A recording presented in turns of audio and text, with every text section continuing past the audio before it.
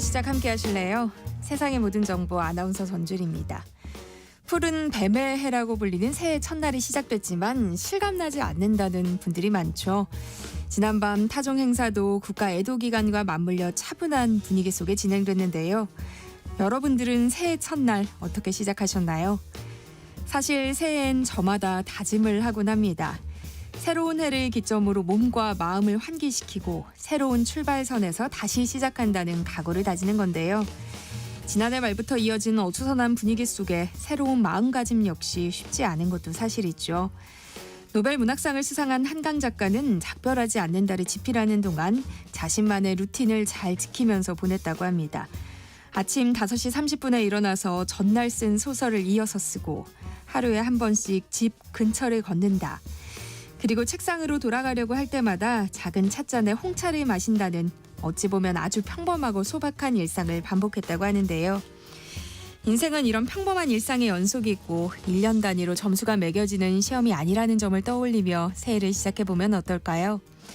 저희 세상의 모든 정보 애청자분들 모두가 보통의 하루를 잘 지켜내는 무탈하고 안온한 한 해를 보내시면 좋겠습니다. 저희 방송 오늘도 평소처럼 오늘의 뉴스와 하프타임 뉴스, 사건 노트와 직장인 생존백서 코너 준비되어 있는데요. KBS 일라디오 유튜브 채널을 통해서도 실시간으로 시청, 참여하실 수 있다는 거 아시죠? 많은 관심 부탁드리면서 KBS 세상의 모든 정보 지금 시작합니다.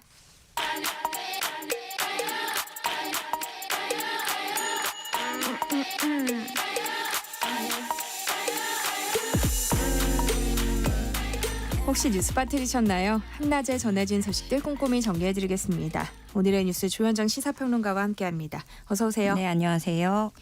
네, 제주항공 여객기 참사를 애도하는 분위기 속에 새해가 시작됐어요. 네, 전국 각지에서 해넘이 해돋이 행사도 취소가 됐죠. 이번 보신각 타종 행사도 최소한도로 축소가 돼서 공연은 없이 타종만 진행이 됐는데요.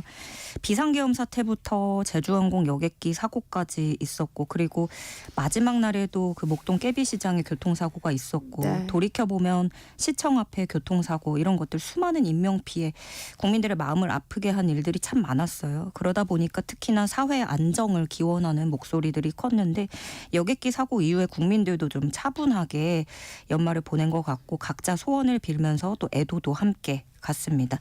타종 행사에는 민간인 참가자만 참석을 했습니다. 올 한 해 우리 사회에 희망을 전한 시민 10명이 새해 소망을 담아서 33번 종을 쳤는데요. 39년째 쌀 나누기 봉사를 이어온 신경순 씨, 45년간 700회 넘게 헌혈한 이승기 씨, 추락 직전에 운전자를 구해서 오랜 시간 손 붙잡고 있었던 기억하시죠? 박준현 소방교 등등이 참석을 했고요.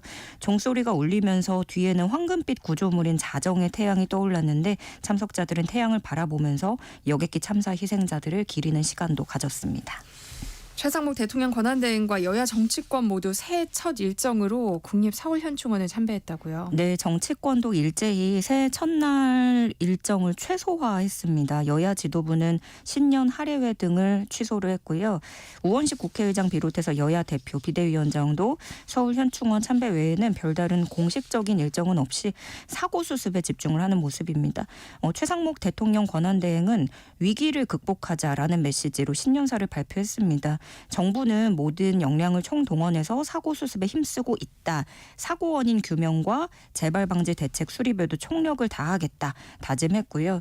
대한민국은 전에 없던 엄중한 상황에 놓여 있다면서 이런 불확실성이 많은 국민들을 불안해하게 만들고 있다라고 짚었는데요.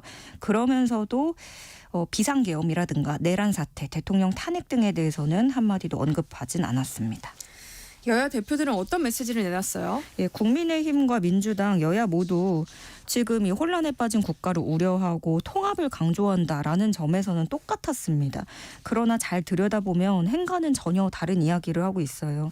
얼마 전에 취임한 국민의힘 권영세 비대위원장 역시 혼란스러운 국정을 우려하면서 오늘 띄웠는데 집권 여당 국민의힘이 앞장서서 정부와 더욱 긴밀히 협력해 혼란스러운 국정을 안정시키겠다라고 밝혔습니다. 그러니까 야당을 견제한 내용이 더 강하게 들어있는 거죠. 여당으로서의 면모 그리고 정부와의 밀착을 여당이 하겠다라는 부분을 강조하는 메시지라고 평가를 할 수 있겠고요. 민주당 이재명 대표 같은 경우에는 무거운 책임감으로 절망의 늪에 빠진 국민 삶에 함께하겠다. 이번 완전히 수습되는 날까지 민주당은 무엇이든 할 수 있는 일을 다 하겠다. 라면서 그런 제1야당의 그런 면모를 강조를 했고, 그러면서 비극과 고난을 극복하고 새로운 미래를 열어가겠다. 어둠이 깊을수록 빛을 그리는 마음이 간절해지듯 새로운 나라를 향한 우리의 소망은 더 선명해졌다. 이 말인즉슨 대통령 탄핵과 정권 교체를 우회적으로 좀 내포하는 메시지를 냈다. 이렇게 풀이를 할 수 있겠습니다.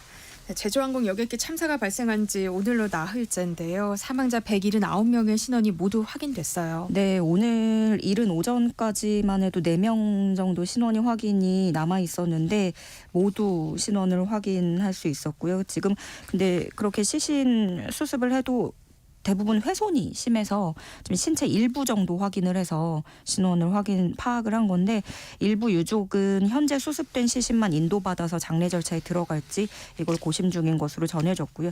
그리고 정부는 이후에 확인된 신체 부위에 대해서는 남아있는 편들만 따로 모아서 합동장례를 치르는 방안을 검토하고 있습니다.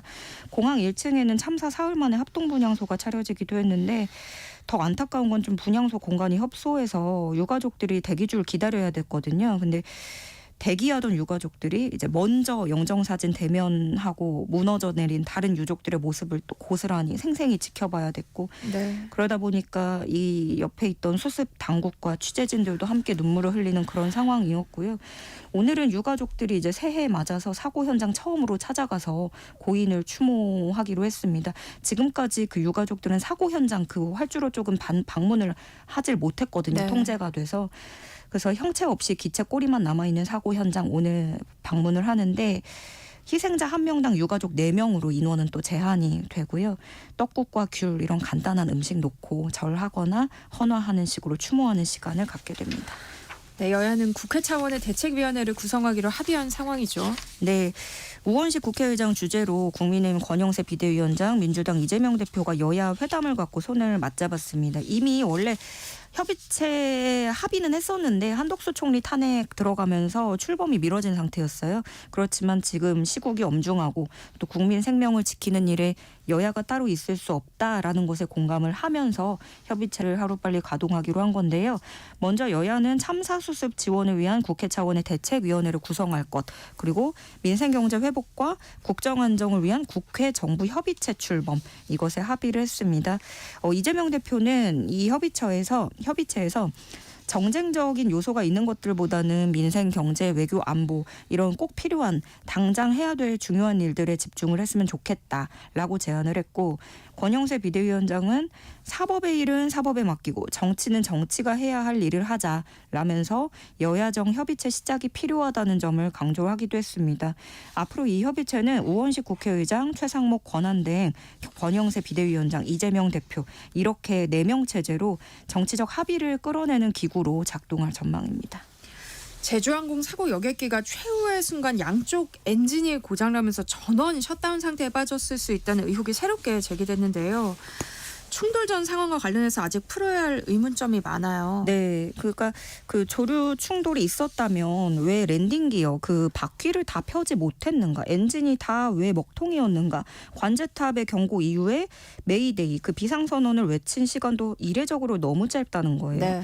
근데 결국에 바퀴 못 펴고 동체로 착륙할 수밖에 없었다면 그것이 왜인지, 어쩌면 양쪽 엔진이 다 고장나면서 전원 셧다운 상태에 빠졌을 수도 있다라는 의혹이 새롭게 제기된 건데요. 특히 기장이 메이데이 선언한 후에 통신이 두절됐어요. 근데 당시에 이 기체는 1차 착륙 시도를 멈추고 다시 상공으로 올라가서 복행하던 중이었거든요. 근데 하늘로 급하게 선회하는 중에 통신이 굉장히 중요한데 이때 통신 두절이 된 겁니다. 그래서 이거는 셧다운이라는 거를 정황을 끼워 맞추면 다 이게 톱니바퀴가 맞아 들어가지 않느냐, 이런 추정이 나오는 네. 건데요. 게다가 전파 기반 항공기 추적 시스템 정보도 메이데이 선언 직전에 송출된 게 마지막이었기 때문에 이것은 결국에 셧다운 때문에 전부 다 끊긴 게 아니냐는 거, 그런 추정이 조심스럽게 또 제기되고 있습니다. 네, 국토부는 음성 기록 장치에 담긴 참사 전 2시간 기록을 추출하고 있다고요. 네, 수거한 블랙박스가 두 종류잖아요. 음성 기록 장치는 조종석에서 오갔던 대화를 저장하는 거고 비행 기록 장치는 기체 움직임을 데이터로 기록을 합니다. 지금 국토부가 이 음성 기록 장치에서 참사 전 2시간 기록을 추출하고 있는데요. 이에 따라서 조종사와 관제기관이 어떤 교신을 대화를 했는지, 항공기 내부 경고음이 어떻게 울렸는지 여러 가지로 사고 당시 정황을 좀 파악할 수 있을 것으로 보여지고 그렇게 되면 왜 동체 착륙할 수밖에 없었는지 어떤 결단의 과정이라든가 그런 것들을 좀 볼 수 있을 단서가 될 것으로 보여집니다. 다만 지금 비행 기록 장치 같은 경우에는 분석할 컴퓨터하고 연결하는 커넥터가 분실됐다고 하니까 자료 추출 방법을 검토 중이라고 하는데 이 데이터 분석에는 최소 몇 달이 걸릴 것으로 전망이 됩니다. 네, 해외 항공 안전 전문가들은 무안국제공항 활주로 끝에 설치된 이 콘크리트 둔덕을 제주항공 여객기 사고의 피해를 키운 주요 원인으로 지목하고 있는데요. 여기에 대한 정부의 입장이 명확하지 않다는 지적도 나오고 있어요. 네, 물론 전제를 할 건 아직 다 추측이고 어느 하나의 문제라고 할 수가 없고 다만 우리가 집중해야 될 건 이게 복합적으로 어떤 고질적인 문제를 안고 있었는지 이걸 들여다봐야 될 필요가 있는 건데요. 일단 해외에서는 이해할 수 없는 구조라는 분석을 연달아 내놓고 있어요. 활주로 근처의 물체들은 모두 부서지기 쉬운 물체여야 되는데 동체 착륙도 최선으로 잘한 항공기가 불타게 만든 원인 재질을 거기에 뒀기 때문이다라는 지적인 거예요. BBC, 워싱턴 포스트, 그 로이터 통신 등 이런 외신들도 항공안전 전문가들을 각자 인터뷰를 하고 있는데 공통적으로 얘기하는 게 기장의 착지는 최선의 수준이었다는 겁니다. 그때 당시에는 심각한 손상이 없었는데 콘크리트 구조물하고 부딪히면서 문제였다라는 의견을 내놓고 있는 거고 또 활주로에 약간의 경사지가 있는 거 왜 튀어나왔느냐 이런 것도 있었지만 해외 항공 전문가들은 경사지는 있을 수 있다. 드문 일은 아닌데 그리고 또 더 특이한 공항 설계 같은 경우도 많이 봤지만 이번 것은 최악이다 이런 평가도 내놓고 있어요. 그 콘크리트 구조물하고 함께 또 다른 의문점으로 제기되는 게 이게 랜딩 기어가 다 안 내려온 거잖아요. 근데 전자 제어가 실패하더라도 이거는 중력으로도 제어를 할 수 있다는 거예요. 그러면 조류 충돌이 두 개의 시스템 이게 다 분리된 시스템인데 동시에 따로따로인 시스템을 다 마비시켜버리는 건 매우 희박한 일이기 때문에 여기서 중요한 지점은 이 사고에는 더 많은 원인이 있을 것이다. 라는 추정이 나오고 있고 우리는 그럼 얼마나 복합적인 원인들이 얽히고 설켜서 참사를 빚어냈는지 이걸 꼭 규명해야 되는 것 같고요. 근데 국토부 당초 입장이 문제가 없다는 거였어요. 그 둔덕, 콘크리트 이게요. 근데 로컬라이저가 활주로 종단 안전구역 밖에 있었고 콘크리트도 문제가 없고 2m 높이 둔덕도 괜찮다는 입장이었는데 지적이 빗발치면서 종전 입장에서 한 발 물러섰고요. 사실관계를 다시 확인해보겠다고 밝혔습니다. 그런가 하면 무안공항 여기서 위험 여지를 인지하고 있었다라는 의구심도 또 제기가 되고 있어요. 근데 여기서도 이 종단 안전구역의 설정을 어떻게 두는가 이게 핵심인데요. 그러니까 종단 안전구역이라는 그 구역이 있으면 그 안에는 딱딱한 물체, 콘크리트는 있으면 안 되는 거죠.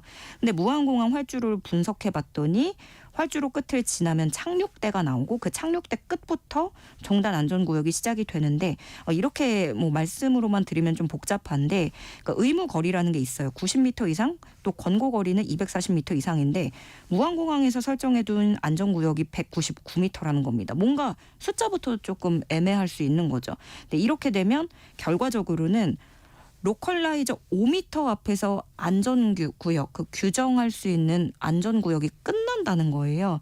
그러면 법적 규정상으로 콘크리트를 놔도 문제가 없게 됩니다. 5m 밖에 있으니까. 그런데 이 5m 차로는 사실 사고가 발생했을 때 참사로 번질 수 있고 규정은 또 한편으로 빠져나갈 수 있는 어떤 절묘한 구역 설정이기 때문에 공항 측에서 그걸 사전에 알고도 일부러 이렇게 배치를 한 것이냐 어떤 조정이 있었느냐 이것도 봐야 된다라는 목소리가 나오는 거고요. 공항 측에서 위험성을 인지했을 만한 정황은 또 있는데 한국공항공사가 무안공항 설계 용역 발주할 때 로컬라이저를 부서지기 쉽게 하라라는 지침을 입찰 공고에 담았습니다. 이것이 사실이라면 이런 부분을 인지하고도 지키지 않았다는 점에서 또 문매를 맞을 수 있어서 지켜봐야겠습니다.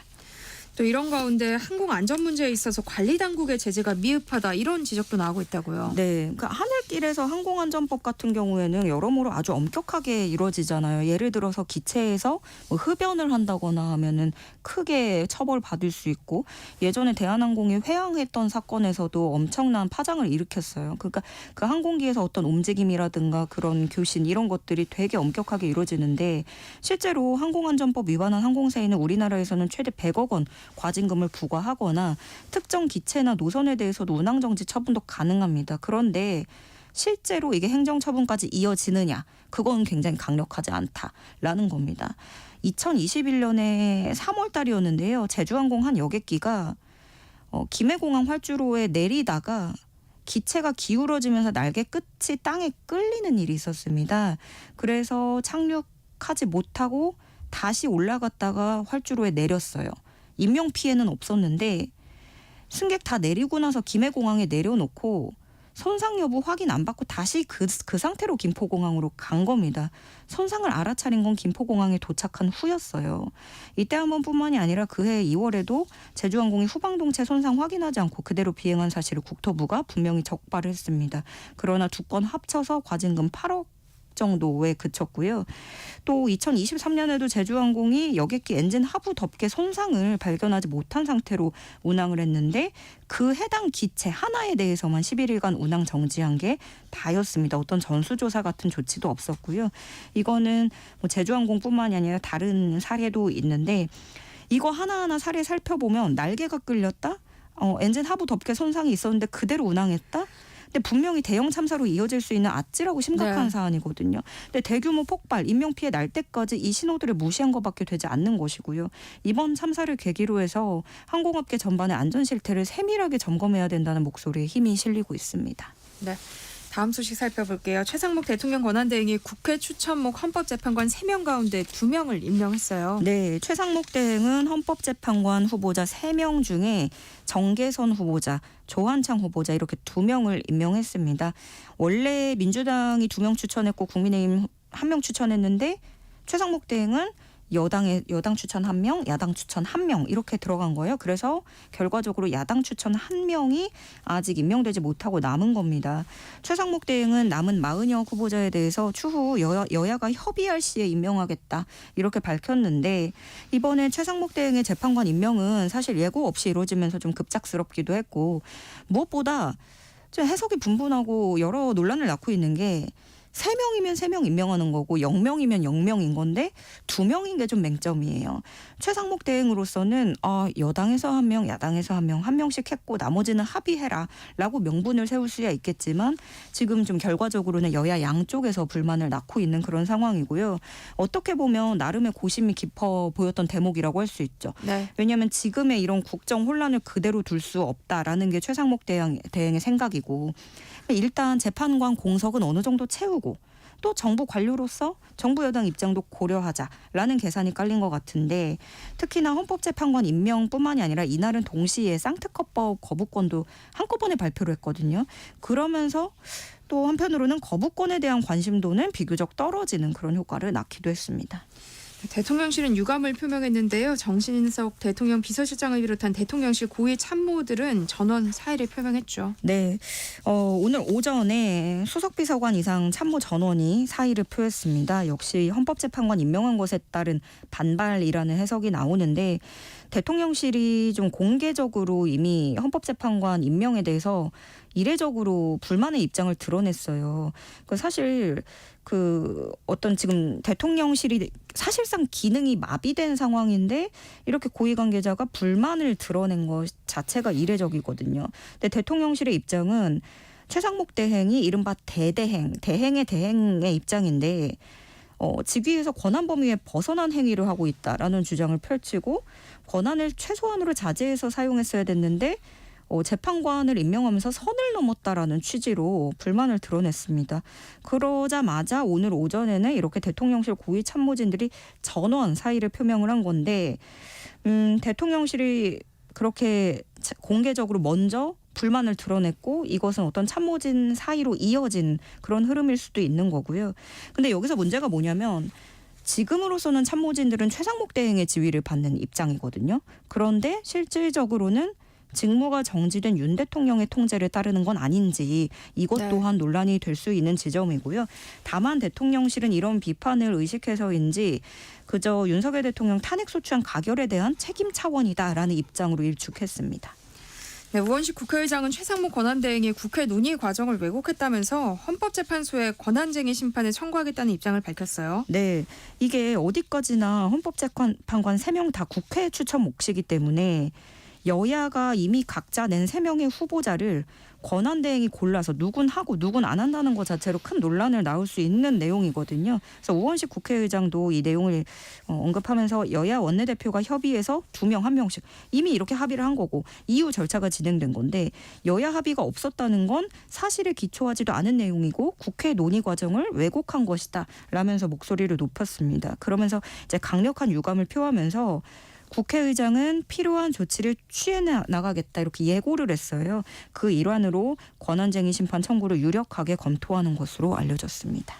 네, 최상목 대통령 권한대행, 김건희 여사 특검법과 내란 특검법, 이른바 쌍특검법에 대해서는 거부권을 행사했죠. 네, 사실 이 쌍특검법에 대해서는 거부권 행사할 거라는 게 우세한 관측이었어요. 네. 그 관측대로 나왔는데 최상목 대행은 이번에 거부권 행사하면서 쌍특검법이 위헌적 요소가 있다는 기존의 정부 입장을 그대로 반영해서 발표했습니다. 최 대행은 특검법 취지는 이해하지만 국익을 침해하는 법안 이렇게 규정을 하고 더 이상 갈등과 대립, 혼돈이 지속돼선 안 된다는 입장을 밝혔어요. 국민의힘은 일단 2명 임명한 걸 두고 강한 유감을 표명을 했지만 특검법은 막아낸 거란 말이에요. 반대로 오히려 일부러 좀 헌법재판관 임명에 전략적으로 불만을 강조하는 셈을 쓰는 것으로 보여지고 특검 헌법재판관 임명까지도 다 막을 수 있다면 국민의힘이야 좋겠지만 6인 체제로 계속 두자니 그것 또한 여당에서도 또 부담으로 작용을 하는 거거든요. 지금 오히려 민주당의 불만이 강할 수밖에 없어요. 거부권은 발동이 됐고 재판관도 3명 다 못 채웠거든요. 그럼에도 지금 참사 수습에도 바쁜 시국에 탄핵안을 대행 탄핵안을 또 올리는 건 또 부담이 되는 것이고 그래서 8명 채웠으니 그럼 이제 대행 탄핵은 접어두고 윤 대통령 탄핵에 집중하자라는 분위기도 읽혀지고 있고요. 그런가 하면 국민의힘 권영세 비대위원장은 위헌성 요소를 제거한 특검은 얼마든지 논의할 수 있다라면서 논의 가능성을 열어뒀습니다. 물론 여기서 중요한 건 위헌성이라는 거예요. 위헌성 요소를 제거해야 된다라는 전제가 깔려 있고 그동안에도 이 위헌 가지고 계속 이견을 보인 거라서 이게 맹점이 되겠지만 적어도 국민의힘 지도부에서 이렇게 논의 가능성을 거론한 거는 처음이고요. 그러다 보니까 여당에서는 사실 이미 더 이상 이제 특검까지 모든 걸 다 막아내기는 좀 역부족이지 않겠느냐라는 생각도 나오는 것으로 읽혀집니다. 한낮의 교양 파트너 지금 여러분께서는 세상의 모든 정보와 함께하고 계십니다. 지금 시각은 10시 38분입니다. 이 시각 교통정보 알아봅니다. 이 시각 교통정보입니다. 서울 시내 주요 도로는 한산한 편입니다. 다만 강변북로 일산 쪽으로 마포대교에서 가양대교까지 정체가 심해졌는데요. 양화대교 부근 1차로에 사고가 있습니다. 고속도로는 경부고속도로는 양방향 모두 반포나들목을 중심으로만 밀리고요. 영동고속도로 인천 방향 강원권에만 교통량이 몰려 있습니다. 대관령 터널 일대 정체되다가 다시 대관령에서 진부 2터널 그리고 평창에서 둔내터널까지 각각 긴 구간에서 밀리고 있는데요. 둔내터널 2차로에 사고 있어서 주의를 하셔야겠습니다. 서울 양양고속도로 서울 방향은 양양분기점을 시작으로 인제터널 부근까지 18km 구간 정체가 계속되고요. 좀 더 가서 인제에서 내린천 휴게소, 이후에는 춘천 분기점 부근에서 교통량이 늘었습니다. 더 가서는 서종에서 정체인데요. 사고 여파입니다. 2차로에서 처리 작업 중입니다. KBS 교통정보센터에서 임초희였습니다.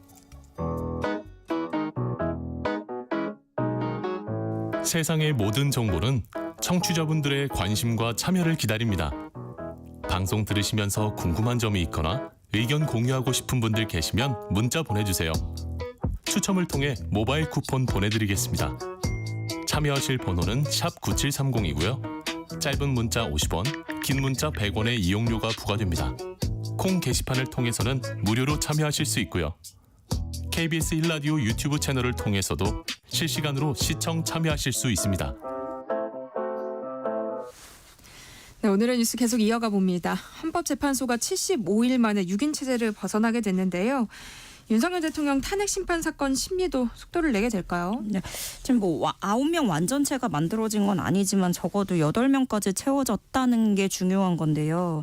왜냐하면 헌재가 탄핵소추 인용하려면 재판관 6명 동의가 필요하고 여기까지는 6명이 있었는데 네. 사건을 심리하려면 7명 이상의 출석이라는 전제가 필요합니다. 그래서 6인 체제 벗어난 것만으로도 윤 대통령 탄핵 심판, 심리와 선고가 모두 가능해진 겁니다. 또 앞으로 헌재가 결정을 내놨을 때 정당성 우려를 어느 정도 해소할 수 있는 거죠. 이거는 분명히 전례가 있기 때문에. 왜냐하면 박근혜 전 대통령 탄핵 때도 재판관은 8명이었거든요. 그래서 마은혁 후보자가 끝내 임명되지 않더라도 탄핵 심판에는 속도가 붙을 거란 전망이 중론이고요. 다만 4월에는 또다시 2명의 재판관 퇴임이 예정돼 있기 때문에 헌재에 남은 시간이 길진 않습니다. 네. 최대 넉 달이라고 볼 수 있고 이 이전까지 헌재도 좀 끝내려고 하겠죠. 속도를 붙이고 결론을 내릴 것으로 보여집니다. 네, 이번에 새롭게 임명된 헌법재판관들은 어떤 인물이에요? 먼저 조한창 재판관 좀 이력을 보면은요. 이분이 국민의힘 추천 후보자였잖아요. 단편적으로 나누자면 통상적으로 얘기 나오는 건 보수 성향이다. 이렇게 얘기를 해요. 특히나 통합진보당 의원직 상실 무효 행정소송 때 이에 대해서 담당 부장판사에게 각하를 검토해 볼 것을 제안한 게 알려지면서 재판 개입 이런 논란이 되기도 했었습니다. 92년에 법관으로 임관해서 29년간 근무를 했고 윤석열 정부 때도 꾸준히 대법관 후보군으로 거론된 인물이기도 하고요.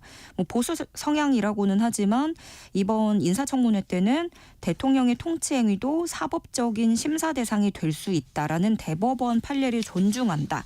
이렇게 답하기도 했습니다.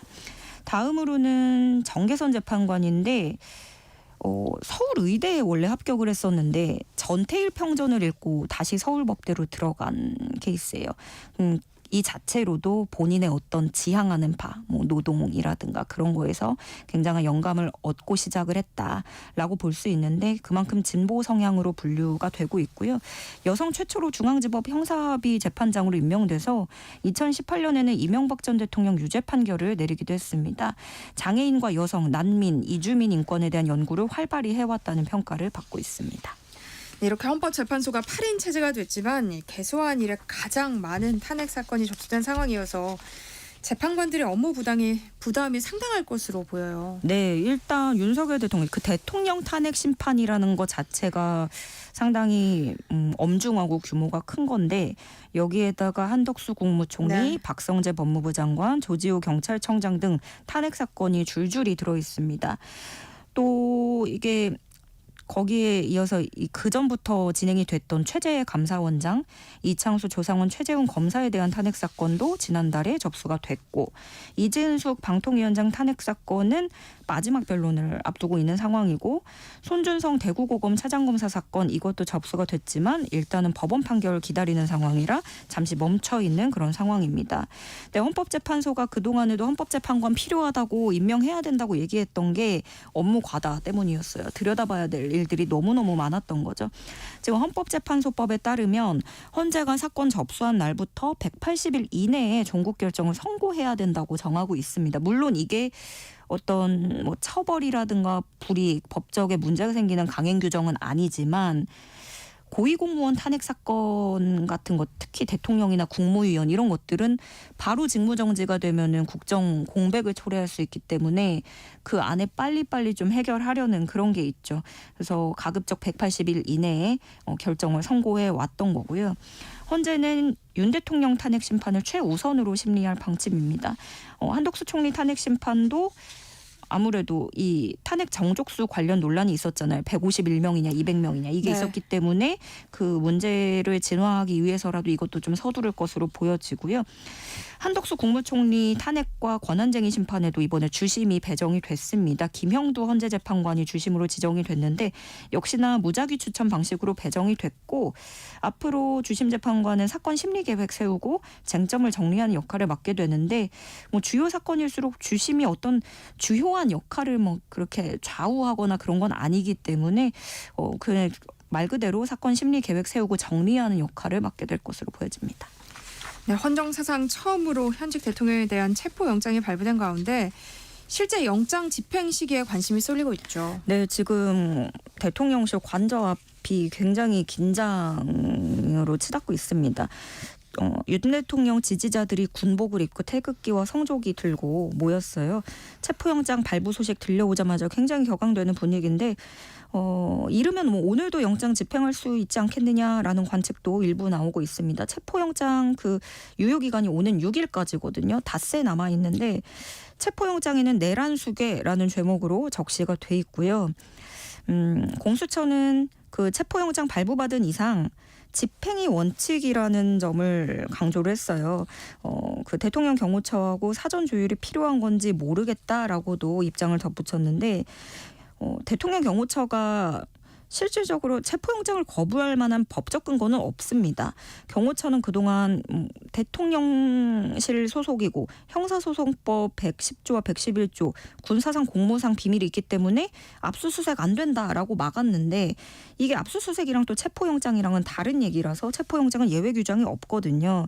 그래서 경호처가 직무정지 상태의 대통령을 비호하는 게 맞는지 이것부터도 논란이지만 어쨌든 경호처가 막아선다면 실제 집행에 어려움이 따를 수밖에 없는 상황이고 공수처는 어쨌든 유효기간 내에 집행을 하겠다라는 입장이고 경호처가 문을 안 연다면 공무집행방해다라는 점도 강조했습니다. 네, 윤석열 대통령 측은 체포영장 청구에 대해 헌법재판소에 권한쟁의 심판을 청구했다고요? 예, 윤 대통령 측은 헌재에 권한쟁의 심판 청구하고 효력정지 가처분도 신청하기로 했습니다. 그러니까 공수처에는 내란죄 수사 권한이 없는데 공수처가 이거 왜 하느냐 이런 거고 또 행정부 수반의 권한, 그러니까 계엄은 얼마든지 정치적인 대통령으로서의 권한이었다라는 입장을 펴고 있기 때문에 대통령의 행사 권한을 침해했다라는 주장을 이어가고 있는 겁니다. 만약에 그러면은 법원의 영장 발부 행위에 대해서 헌재가 대통령 권한을 부당하게 침해했다? 윤 대통령 측의 그 주장에 힘을 실어준다면 영장 발부 행위는 무효로 돌릴 수 있는 거죠. 또 가처분 받아들여서 체포영장 효력을 정지할 수도 있는 겁니다. 그런데 이거는 다 어디까지나 기계적인 해석인 거지 법원이 발부한 영장을 두고 이렇게 반발을 하면서 권한쟁의 심판 청구하는 게 굉장히 이례적인 거여서 결과를 예단하기는 어려운 상황입니다. 대통령 경호처가 체포영장 집행을 막을 가능성도 제기되고 있잖아요. 네, 그러니까 그래서 공수처도 일단 이거는 공무집행 방해다 이렇게 왜 맞서고 있는 것이고 대통령 경호처는 우리는 대통령실 소속에서 적법한 절차에 따라서 경호를 하겠다라는 거예요. 그러면 이거는 물리적인 충돌도 충분히 일어날 수 있다라는 건데 그러면 경찰 기동대 요청이 가능한 건지 취재진이 질문을 했는데 공수처 관계자는 불가능하다고 보진 않는다라고 입장을 밝혔어요. 그리고 네. 여기에 대해서 경찰 특수단에서도 논의 중이다라는 입장 정도로 내놨는데 다만 여기서 또 딜레마가 있는 게 뭐냐면 경찰 그 대통령 경호처 산하에 대통령실에 경찰 부대가 있어요. 그러니까 경찰이 거기에도 있는 거예요. 뚫고 들어가는 투입에도 있지만 막아서는 쪽에도 경찰 조직이 있는 거죠. 이거는 계엄 당일 국회에서도 마찬가지였어요. 국회에도 경찰 기동대가 있거든요. 대통령실에는 101, 202 경비단이 경찰 조직인데 대통령 경호처 지휘를 받아서 대통령 경호를 담당합니다. 그렇기 때문에 경찰 기동대가 들어가려고 투입된다면 경찰끼리도 대치하는 장면이 연출될 수도 있다. 이런 우려도 제기가 되고 있고 그런가 하면 윤 대통령 측은 자진 출석은 고려하지 않고 있다라는 입장을 고수하고 있습니다. 그러니까 결국에 어쨌든 이 영장 발부를 실행하기 위해서는 들어가야 되는데 그러면 이제 대통령 경호처에서는 경호 조치를 한다라는 뜻을 시사한 거고 사실상 물리적 저지도 가능하다는 뜻을 밝힌 것으로 보여집니다. 대통령 관저 앞에 모인 윤석열 대통령 지지자들과 경찰 사이에 물리적 충돌이 발생했다는 소식도 전해지고 있죠. 네, 이 대통령 관저 쪽으로 경찰 버스가 이제 도로로 들어가니까 윤 대통령 지지자라고 할 수 있는 분들이 버스를 가로막았고요. 일부는 버스 앞에 두고 도로에 들어눕기도 했고 그래서 한때 정말 아수라장이었어요. 동영상도 실시간 중계가 됐는데 어떤 한 사람은 울분토하다가 바닥에 고꾸라졌는데 경찰관들이 4명이 달라붙어서 이제 붙잡는 그런 모습도 생중계에 포착이 됐고 근데 여기서 이제 뭐 그런 지지자들이 모일 수도 있고 하는데 극우 유튜버들이 좀 너무 자극적으로 지령으로 소집 명령을 내리고 불 붙이고 있는 것도 좀 우려되는 대목이에요. 한 유튜버는 뭐 이렇게 얘기를 합니다. 관저로 모이라고 명령을 내리셨습니다. 사령관이. 그래서 나가야 됩니다. 명령을 내렸다. 그래서 사령관. 여기서 말하는 사령관은 전광훈 목사입니다. 네. 그런데 전광훈 목사는 계엄 5, 이 탄핵 반대 집회, 이 집회를 4.19 혁명에 빗대기도 했습니다. 4.19 정신을 이어받았고 불의한 거한 지금보다 더 불의한 게 어디 있느냐라는 것이고 또 아이러니한 지점은 박근혜 전 대통령을 오히려 깎아내려요. 그러면서 계엄의 정당성을 주장합니다. 박근혜 대통령이 계엄령 선포에서 아버지 박정희처럼 했으면 오늘날 이런 일이 없었을 것인데 여자는 다시 대통령 시키면 안 된다. 뭐 이런 발언을 늘어놨고요. 심지어 제주항공 참사를 두고 하나님이 사탄에게 허락한 것이다 라고 망언을 해서 또 논란이 되고 있습니다. 그러면서 전광훈 목사는 대한민국이 지금 좌파 문화, 주사파 문화, 북한 문화로 넘어가다면서 이번 참사는 좌파 문화 때문이다 이렇게 주장을 하기도 했습니다. 윤 대통령 측은 대통령이 권력자이기 때문에 오히려 피해를 보는 상황이라고 주장하는데요. 김채연 국가공무원 인재개발원장도 최근 자리에서 물러나서 대통령을 옹호하고 나섰어요. 네, 김채환 국가공무원 인재개발원장 원래 그동안에도 개인적으로 뭐 극우적인 발언을 해서 논란을 빚어왔었거든요. 그래서 인재개발원장 자리에 올라갈 때도 굉장한 논란이 있었는데 그동안 과거에 어떤 얘기를 했었냐면은 뭐 군 통수권자, 그러니까 문재인 전 대통령을 얘기하는데 문재인 전 대통령이 군인의 생체 실험을 지시했다라거나 중국 공산당이 박근혜 퇴진 시위에 영향력을 행사했다라는 발언과 선동을 이어갔었고 그런 사람이 공무원 인재개발원장이 되면서 문제가 됐었는데 이제 자리에 물러나서 다시 본연의 유튜버로 돌아갔다는 소식이고요.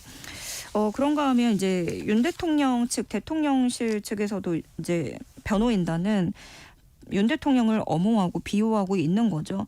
근데 그러니까 권력자라고 특혜받는 게 아니라 권력자이기 때문에 지금 피해를 보는 상황이다라고 주장을 하고 있는데 그럼 지금까지 사실상 윤 대통령이 조사받은 건 아무것도 없는데 그럼 어떤 피해를 받고 있는 건지 이런 질문도 나왔거든요. 그리고 또 그 일선에 원래 대통령이 검사 출신이니까 한때 검사 가족이었던 그 검사 일선들은 본인이 법꾸라지들한테 당한 경험이 많아서 최소한 그런 건 하지 않겠지라는 믿음이 있었는데 뭐 실망스럽다라는 그런 전언도 있었고 그러다 보니까 민병 같은 경우에는 또 경고를 내놓으면서 일관되게 헌법과 법률을 깡그리 무시하고 법원이 발부한 체포영장마저 방패 삼아서 불응하려는 태도를 보이고 있다 이렇게 강하게 비난을 하고 있는데요. 일단은 법관이 발부한 영장을 불법이다라고 나서서 얘기를 하는 것 자체가 굉장히 이례적인 그런 상황입니다. 국회가 64년 만에 국민에게 보내는 감사문을 의결했어요. 네, 그렇습니다. 이번에 아무래도 국가적인 참사 또 계엄군에 항거하면서 민주주의를 지켜낸 국민에게 보내는 감사문인데요. 이게 그동안에는 본 적이 없었던 일입니다. 왜냐하면 64년 만의 일이거든요. 이게 국회가 대국민 감사문을 채택한 건 1960년이 마지막이었습니다. 그 당시 4.19 혁명 이후 64년 만에 그런 내용인데요. 운영위가 전체 행위를 열고 윤석열 비상계엄을 해제한 대한민국 국민께 드리는 감사문. 이 내용은 어떤 내용이냐면 민주적 결단과 과감한 행동으로 대한민국을 수호한 우리 국민께 무한한 경의와 감사를 드린다 이렇게 시작을 하고 있고요. 내용에는 계엄군에 맞선 시민들의 용기를 빼먹지 않고 넣어놨습니다. 국회 진입을 시도하는 계엄군의 장갑 차량을 온몸으로 막고 경찰의 방패를 밀어내고 국회 침탈하는 계엄군의 총부리를 맨손으로 해치고 민주주의의 길목을 지켜주었다 라면서 모든 공을 국민들에게 돌리는 그런 내용이었습니다. 네, 오늘의 뉴스 여기까지 하겠습니다. 지금까지 조현정 시사평론가와 함께했습니다. 고맙습니다. 네, 고맙습니다. KBS 세상의 모든 정보 1부 순서는 여기서 마무리하겠습니다. 이어지는 2부에서는요. 일터에서 나를 지키는 법을 알려드리는 시간이죠. 직장인을 위한 라디오 생존백서 그리고 사건 노트 코너도 기다리고 있으니까요. 계속해서 많은 청취 부탁드립니다. 그럼 전 잠시 후 2부에 돌아올게요.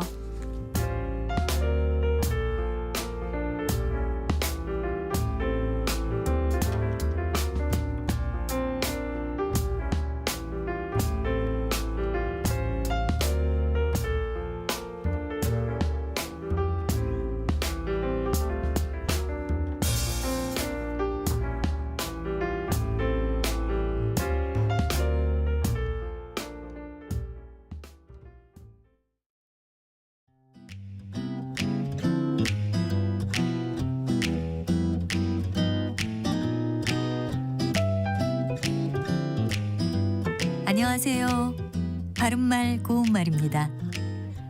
2025년 새해가 밝았습니다. 올 한 해도 청취자 여러분 가정에 건강과 기쁨이 가득하시기를 기원하겠습니다. 치아가 고르고 가지런히 난 사람의 미소는 참으로 아름답죠. 치아가 난 모양을 보면 안쪽으로 조금 오그러진 경우가 있는가 하면 바깥쪽으로 버드러진 경우도 있습니다. 이 중에서 안쪽으로 조금 오그러지게 있는 치아의 모양을 가리켜서 옥리라고 하는데요. 글자로 쓸 때 발음처럼 오 밑에 이응 받침을 쓰는 게 맞을까요? 아니면 기역 받침을 쓰는 게 맞을까요? 어떤 받침을 쓰더라도 발음은 모두 옥리로 나기 때문에 더 혼동이 되는 것 같은데요. 받침은 기역을 쓰는 게 맞습니다. 옥리는 안으로 옥게 난 이라는 뜻이고요. 옥다는 안쪽으로 조금 오그러져 있다란 뜻의 고유어 형용사입니다. 참고로 옥다는 동사로도 쓸 수 있는데요. 이때는 장사 따위에서 본점보다 미찌다라는 뜻입니다.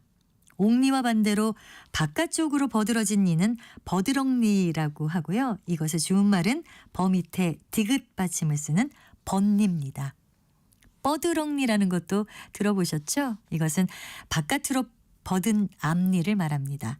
여기서 버드는 동사 벗다의 활용형인데요. 벗다는 끝이 바깥쪽으로 향하여 있다라는 뜻으로 앞서 말씀드린 동사 옥다의 반대말입니다.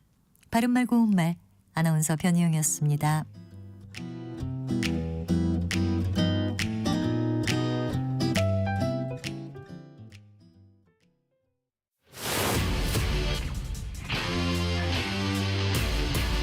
토론에 정답은 없습니다.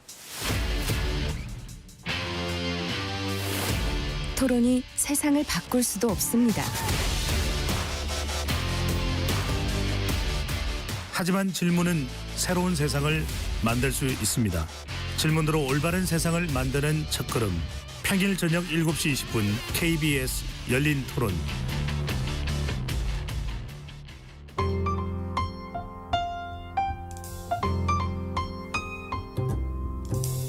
어떤 하루 보내고 계신가요? 눈코 뜰 새 없이 바쁘게 지나가는 한 주. 월요일부터 금요일, 매일 밤 10시부터 12시까지는 오롯이 당신만을 위한 시간입니다. 당신을 위한 지식 쉼터. 오늘 밤 일라디오.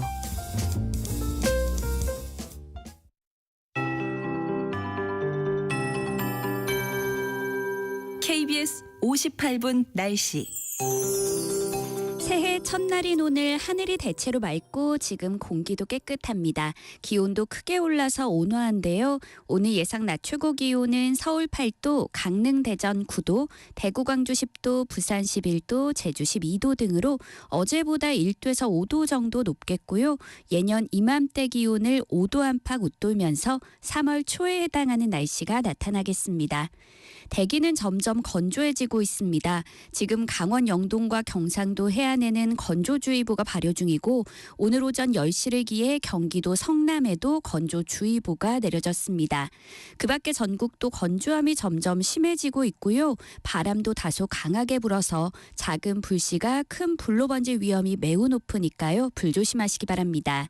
한편 오늘 강원도와 경북 지역에는 순간적으로 시속 55km 안팎의 돌풍이 부는 곳이 있겠고 경북 동해안에는 너울에 의한 높은 물결이 백사장으로 강하게 밀려오는 곳이 있겠습니다.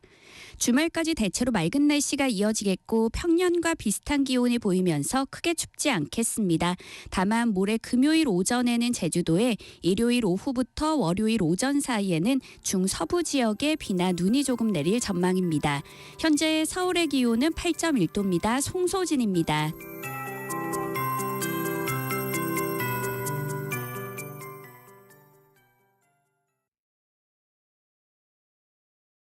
정성을 다하는 국민의 방송 KBS가 한시를 알려드립니다. AM 711kHz, FM 97.3MHz, KBS 1라디오입니다. HLKA.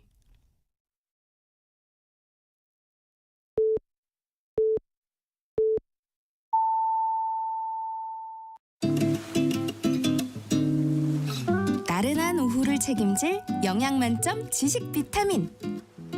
세상의 모든 정보.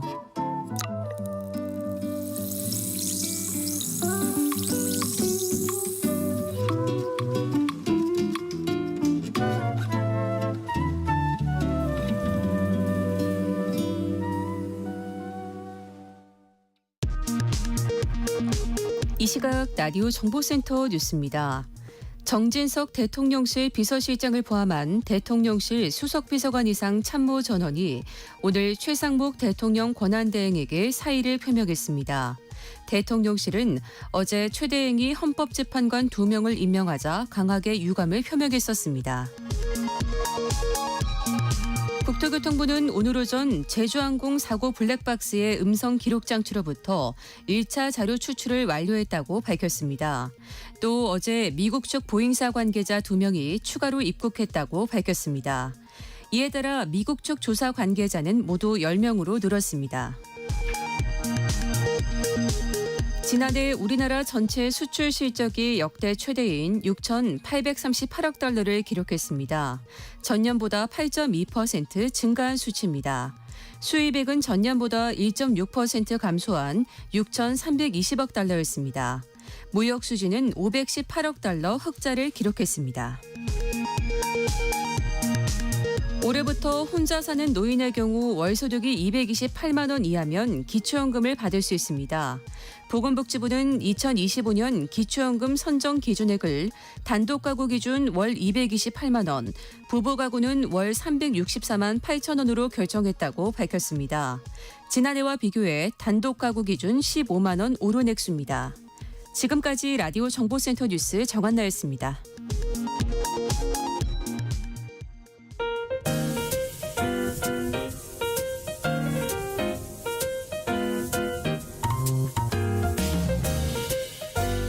정신없이 바쁜 하루, 지금 우리 주변에서 벌어지고 있는 사건 사고 소식들 한숨 돌리며 살펴보시죠. 하프타임 뉴스 임선우 뉴스캐스터와 함께합니다. 어서 오세요. 안녕하세요.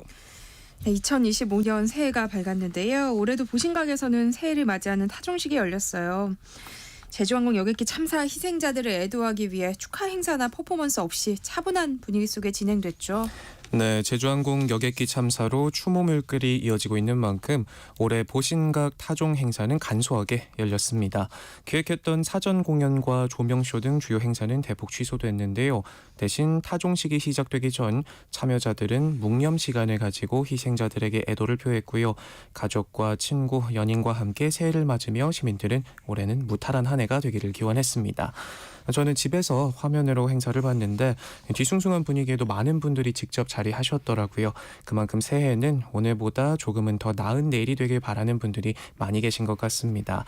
참 다사다난했던 한 해였는데요. 33번의 재해 종소리가 울려 퍼지면서 이렇게 또 새해가 밝았습니다. 새해 첫 일출을 보기 위해서 해맞이 명소에도 인파가 많이 몰렸다고요. 네, 푸른 뱀의 해 을사년 첫날 전국 곳곳 해맞이 명소에선 예년과 다르게 비교적 차분하게 새해를 맞는 모습이었습니다. 해맞이 1번지로 불리는 강릉에도 많은 해맞이객이 모여 새해 소망과 함께 제주항공 참사 희생자들의 안식을 기원했는데요. 예정됐던 행사들은 전면 취소됐지만 25만 명이 넘는 인파가 몰렸다고 하고요. 서울 해맞이 명소인 남산타워 인근에도 해돋이를 보려는 시민들이 몰렸습니다. 비상계엄부터 제주항공 참사까지 2024년이 혼란 속에 마무리된 가운데 새해 첫 해돋이를 보러 온 시민들은 이런 비극이 다시 반복되지 않았으면 하는 소망을 전했고요. 한반도 최동단인 호미곶에도 첫 일출을 보기 위해 2만 2천여 명의 방문객이 찾아 어려운 시기를 함께 극복하겠다는 염원을 나누면서 을사년새를 맞이했고, 한반도 육지에서 해가 가장 먼저 뜨는 울산 간절곶에도 시민 3만여 명이 찾아 저마다의 소원을 빌었습니다. 네, 2025년 첫날 3명의 아기가 동시에 탄생해서 큰 축하를 받기도 했네요. 네, 을사년 첫날 0시 0분에 맞춰 3명의 아기가 동시에 첫 울음을 터뜨렸습니다. 일산차병원에서 1일 0시에 3명의 산모가 각각 건강한 아들을 출산했는데요. 푸른뱀의 해 첫둥이 주인공은 산모 구슬기 씨와 남편 강우석 씨 사이에서 태어난 딩구리, 산모 구라겸 씨와 남편 이효성 씨 사이에서 태어난 꼬물이, 그리고 산모 이승현 씨와 남편 박준수 씨 사이에서 태어난 니케 이렇게 셋이었습니다. 특히 딩구리는 결혼 10년 만에 찾아온 값진 선물이라고 하고요. 네. 아빠는 엄마 뱃속에서 뒹굴뒹굴하면서 잘 있다 나오라는 의미에서 태명을 딩구리라고 지었다고 하네요. 또 꼬물이 아빠는 꼬물이가 하고 싶은 거 다 할 수 있게 노력할 테니 건강하게만 자라줬으면 좋겠다 듬직한 아버지의 모습을 보여줬고요. 니케 아빠는 아내에게 지금까지 본 모습 중 가장 용기 있고 멋있었다 사랑한다라고 말해 사랑꾼의 면모를 아낌없이 보여줬습니다. 여담이지만 저도 올해 아빠가 되거든요. 네. 예정일이 8월이니까 을사년 중간둥이 정도면 될까 싶은데 무던하게 커달라고 태명을 무던이로 지었습니다. 이렇게 어렵고 힘든 시기지만 태어나는 모든 아기들이 대한민국의 새 희망을 전할 수 있기를 바라는 마음입니다. 네, 새해에도 제주항공 여객기 참사 애도 물결이 이어지고 있는데요. 희생자들의 안타까운 사연도 계속해서 전해지고 있어요. 네, 최근 SNS에는 이번 참사로 희생된 광주의 한 치과 의사의 부고 소식이 올라왔는데요. 소식문에는 저희 원장님께서 제주항공 여객기 사고로 인한 부고로 진료를 중단한다라는 내용이 담긴 안내문 사진이 올라왔습니다. 이 소식이 전해지면서 많은 환자와 보호자들이 추모를 이어가고 있는데요. 자녀가 해당 치과를 다녔다는 한 시민은 듣고 싶지 않던 소식이 왔다며 첫째 앞니가 색이 달라 걱정했는데 여자친구 만날 때 예쁘게 해주면 돼요 라면서 석 달 뒤 보자고 웃으셨지 않느냐. 과잉진료 안 하시고 아이들 예뻐해 주셔서 환자가 붐비던 곳 그동안 감사했다 글을 남겼고요. 아이들도 소식을 듣고 너무 슬퍼하고 있다. 그곳에서는 편히 쉬셨으면 좋겠다 덧붙였습니다. 네. 온라인 치과 리뷰 게시판에도 애도글들이 이어졌는데요. 누리꾼들은 늘 친절하고 상냥하신 선생님이었다. 존경하고 멋진 어른 본보기가 되는 의사였다. 꾸밈없이 정직하고 진솔하게 의료 활동했던 원장님 등으로 추억했습니다. 소식을 들은 다른 병원 치과 의사 한 분은 원장님을 뵌 적은 한 번도 없지만 얼마나 헌신적으로 환자분들과 아이들을 위해 사셨는지 누구보다 잘 알기 때문에 할 수 있는 한 기존 환자들의 치료를 마무리해드리려 한다라는 글을 남기기도 했습니다. 참사 현장에서도 애도의 물결이 퍼지고 있죠. 네, 활주로 주변 철조망에는 유족과 추모객이 손으로 꾹꾹 눌러 적은 손편지와 국화 등이 놓여 있는데요. 여기에는 기장과 승무원에게 보내는 편지도 보입니다. 살리고자 최선을 다하셨을 기장님, 부기장님, 승무원분들 모두 고생 많으셨습니다. 좋은 곳 가셔서 편하게 영면하시기 바랍니다. 라는 쪽지 아래에는 소주 2병과 술이 담긴 종이컵 6개가 놓여 있었고요.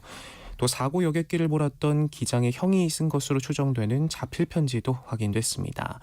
편지에는 외로이 사투를 벌였을 동생을 생각하니 너무 마음이 아프다며 이젠 따뜻한 곳에서 행복했으면 좋겠다라는 내용이 적혀 있었고요. 철조망 곳곳에는 국가꽃을 비롯해 핫팩과 술, 음료 등 떠나간 이들의 넋을 위로하려는 물건들이 놓여 있었습니다.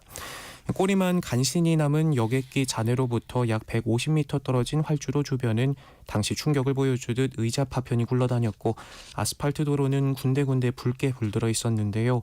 신원 확인을 마치고 시신을 인도받기 전 마지막 인사를 하러 이곳을 찾은 유족들은 다시 울음 섞인 비명을 토해내 안타까움을 자아냈습니다. 네, 이번 참사로 숨진 80대 노부부의 집에 강아지 한 마리가 홀로 남아있는 모습이 공개되면서 안타까움을 더하고 있어요. 네, 홀로 남은 반려견 푸딩이 이야기인데요. 이번 참사 희생자 가운데 최고령자인 노부부는 팔순을 앞두고 가족들과 여행을 떠났다 참변을 당했습니다. 집 앞에는 손녀가 키우던 푸딩이가 주인을 기다리는 것처럼 길목을 하염없이 바라보고 있고요. 불안한 듯 마을 인근을 쉴 새 없이 돌아다니는가 하면 오가는 차량과 오토바이를 쳐다보고 마을 회관에 들러 안을 기웃거리는 모습도 보였습니다. 한 마을 주민은 푸딩이가 종일 방황하길래 우리 집에 가자고 하면 집 앞까지만 따라오고 다시 자기 집으로 되돌아간다며 이제 누가 키우나 걱정하기도 했는데요. 안타까운 사연을 들은 동물보호단체가 구조에 나서기로 했다는 소식도 전해졌습니다. 2024년 마지막 날이었던 어제 서울의 한 전통시장에서 승용차 돌진 사고가 있었어요. 네, 어제 오후 4시쯤 목동 깨비시장에서 이 차량 돌진 사고로 한 명이 숨지고 12명이 다쳤는데요. 이 중 3명은 중상자로 분류됐고 사고를 낸 운전자는 크게 다치지 않았다고 합니다. 경찰은 13명의 사망자를 낸 74세 운전자를 교통사고 처리 특례법 위반 혐의로 입건했고요. 현장에서 시행한 음주 마약 검사에서는 음성 반응이 나왔다고 합니다. 목격자들에 따르면 이 운전자는 양동중학교에서 시장 방면으로 직진하다가 버스를 앞질러 가속해 그대로 시장으로 돌진했다고 하고요. 차는 100m가량 계속 직진하면서 보행자와 상점 등을 무차별 충돌했다고 합니다.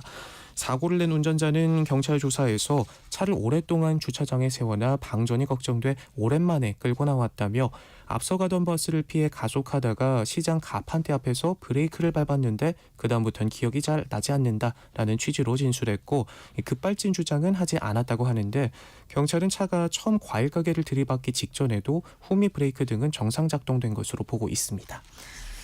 13명의 사상자를 발생한 거죠. 네. 다음 뉴스 살펴볼까요? 독감 환자가 일주일 만에 2배 이상 급증하고 있다고요. 네, 독감 환자가 가파르게 늘고 있습니다. 오죽하면 병원 오픈런까지 해야 한다고 하는데 그런데도 대기가 길어 그야말로 시장통이라고 합니다.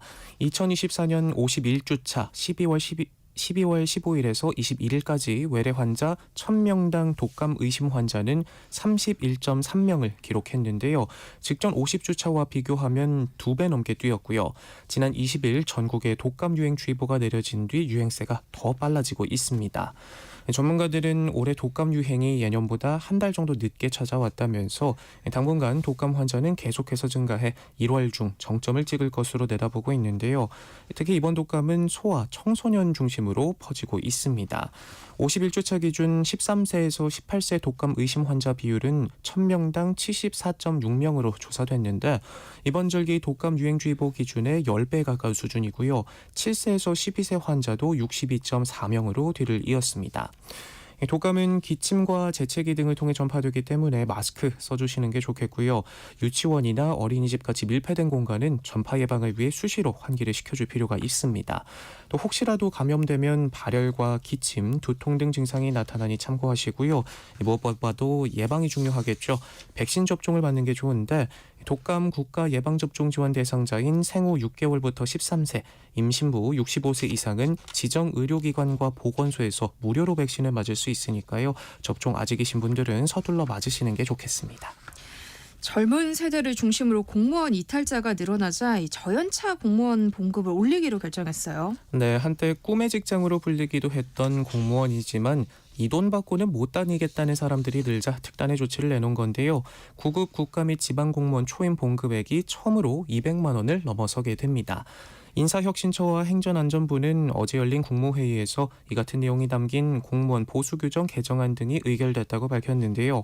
개정안에 따르면 정부는 2025년 국가 및 지방공무원의 전체 보수를 전년 대비 3% 올립니다. 다만 저연차 실무공무원의 처우 개선을 위해서 9급 1호봉 봉급액의 추가 인상분 3.6%를 더해 전년 대비 총 6.6% 인상하는데요. 9급 1호봉이 아닌 나머지 7에서 9급 공무원들의 경우 직급과 호봉에 따라 인상률에 차등을 둘 방침입니다. 이에 따라 7급 및 8급 1호봉에 대해서는 9급 1호봉보다 낮은 6%를 인상한다고 하네요. 이를 기준으로 산정해보면 세전 187만 7천 원인 9급 1호봉의 봉급은 200만 800원이 되는데요. 정부는 그간 저연차 공무원의 공직사회 이탈이 이어지자 2023년부터 이 저연차 공무원에 대한 차등 인상을 처음 적용해 운영해 왔는데 9급 초임 기준 보급액 인상률은 매년 높아지는 추세입니다. 네. 마지막으로 2025년 푸른 뱀의 해 달라지는 주요 정책과 제도 어떤 것들이 있는지 살펴볼까요? 네, 먼저 내년도 최저임금이 시간당 1030원으로 최종 확정됐습니다. 1988년 시간당 462.5원에서 시작한 최저임금이 처음으로 10,000원을 넘어선 거고요. 내년도 병사 월급도 병장 기준 200만 원을 넘긴다고 하네요.